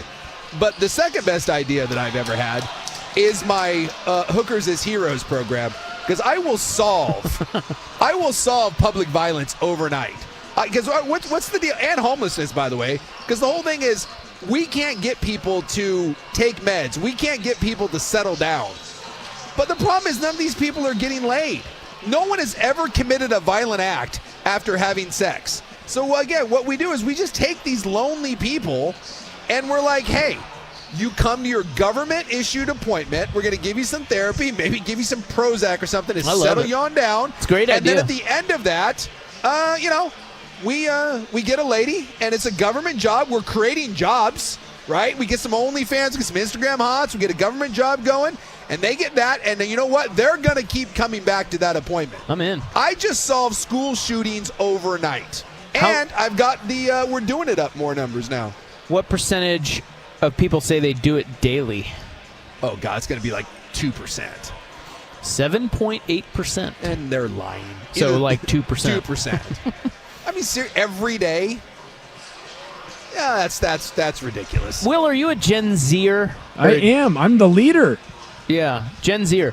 According to a study of Gen Z dating habits conducted by dating app Field, Zoomers were only hooking up an average of 3 times per month. Yeah. That is the same as old baby boomers. Yeah, dude, the youngs aren't they're not into it. Gen Xers and millennials, however, are making whoopee 5 times a month. Oh, those Gen X, you horny bastards. Horny little bastards. Now, by state, Oregon or Washington, more times per week. You know how we do it in Washington. Come on. We got it more up there.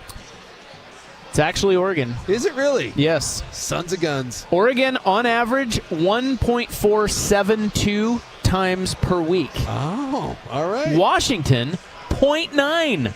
You don't even do it once a week. Wow. Losers. Blowout. It is a blowout. Wow. I am so disappointed. God, a bunch of What lonely state? sacks. What state do you think? Florida, maybe? No. Florida's 1.2 times. Well, it's got to be per week. California, right? California's No. got to be humping. No, California and Washington are about the same. Wouldn't the porn industry alone bump up California? The numbers that they're doing? It's actually. Well, isn't there some TikTok girl that's like doing 1,000 guys at like She's at a British. time? They're both British. The two girls you're talking about, they are from the UK. Will knows. Bonnie Yeah. Blue.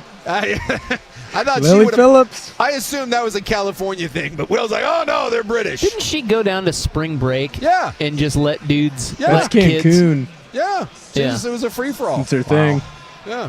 Wow. So not Cali, East What a Coast? hero. Are the New Yorkers doing it? Is that a Sex in the City, or we got the You're hordes? thinking all wrong. You got to think about boredom. Boredom. Oh, the Utah folks. Mississippi. Well, no. Well, Utah's at 1.28, which I was surprised by. Oh, that's the But Mormons. boredom. What is the most boring state? Oh God, that's just middle of the country. Missouri, Iowa, No, Alaska. Alaska. They're doing it big time in Alaska. Man. 2.8 times a week. What? Yes. No. They do it up there. They hump. Boy, I got to tell you something. It's crazy. And this is my. I mean, it's not my home state. It's where I was born. I spent a lot of time.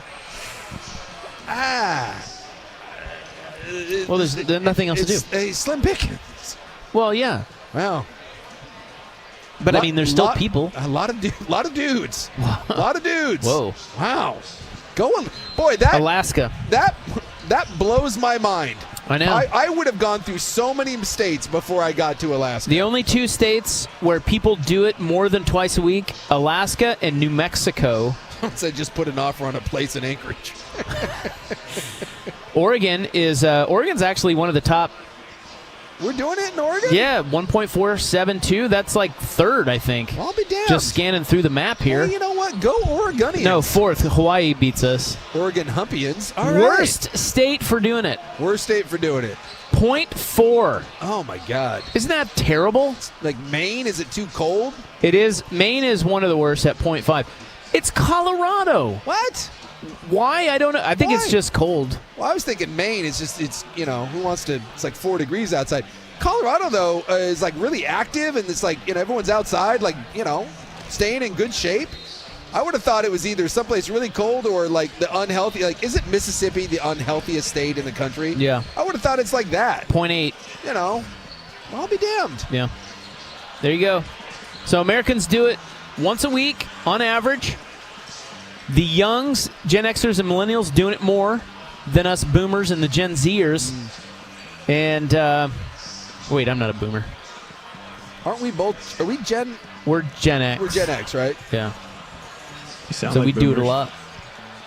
Well, I know we sound like boomers, but we're not. Bet. He said that to me on text the other day. Do you know what that means? What? Bet? Yeah, it's like. What does it mean? Like. It's what the kids say. Yeah, bet is I don't know. It's like confirming, right? Yeah. Yes. Yeah. You sound like a boomer. Yeah, bet. Yeah. Bet. Yeah. Yeah. I like teaching Rob new terms. I also enjoyed that Will is taking on the new like mantle of Swagard. Swag was the guy that would brag about the sexual prowess. Will's taking that on. I haven't done that once, sir. I'm doing it all the time. Yeah, I Didn't haven't heard claim him. that. Speak for every time you bring up that the youngs aren't doing it, Will's like, nice try. Didn't do that. I think guys have to say that. Listen, I'm telling you right now, I'm below average, okay? I'm just telling you that right now. And we're good with it. You settled into it. It's great. You settled into it nice. Yeah. We don't care.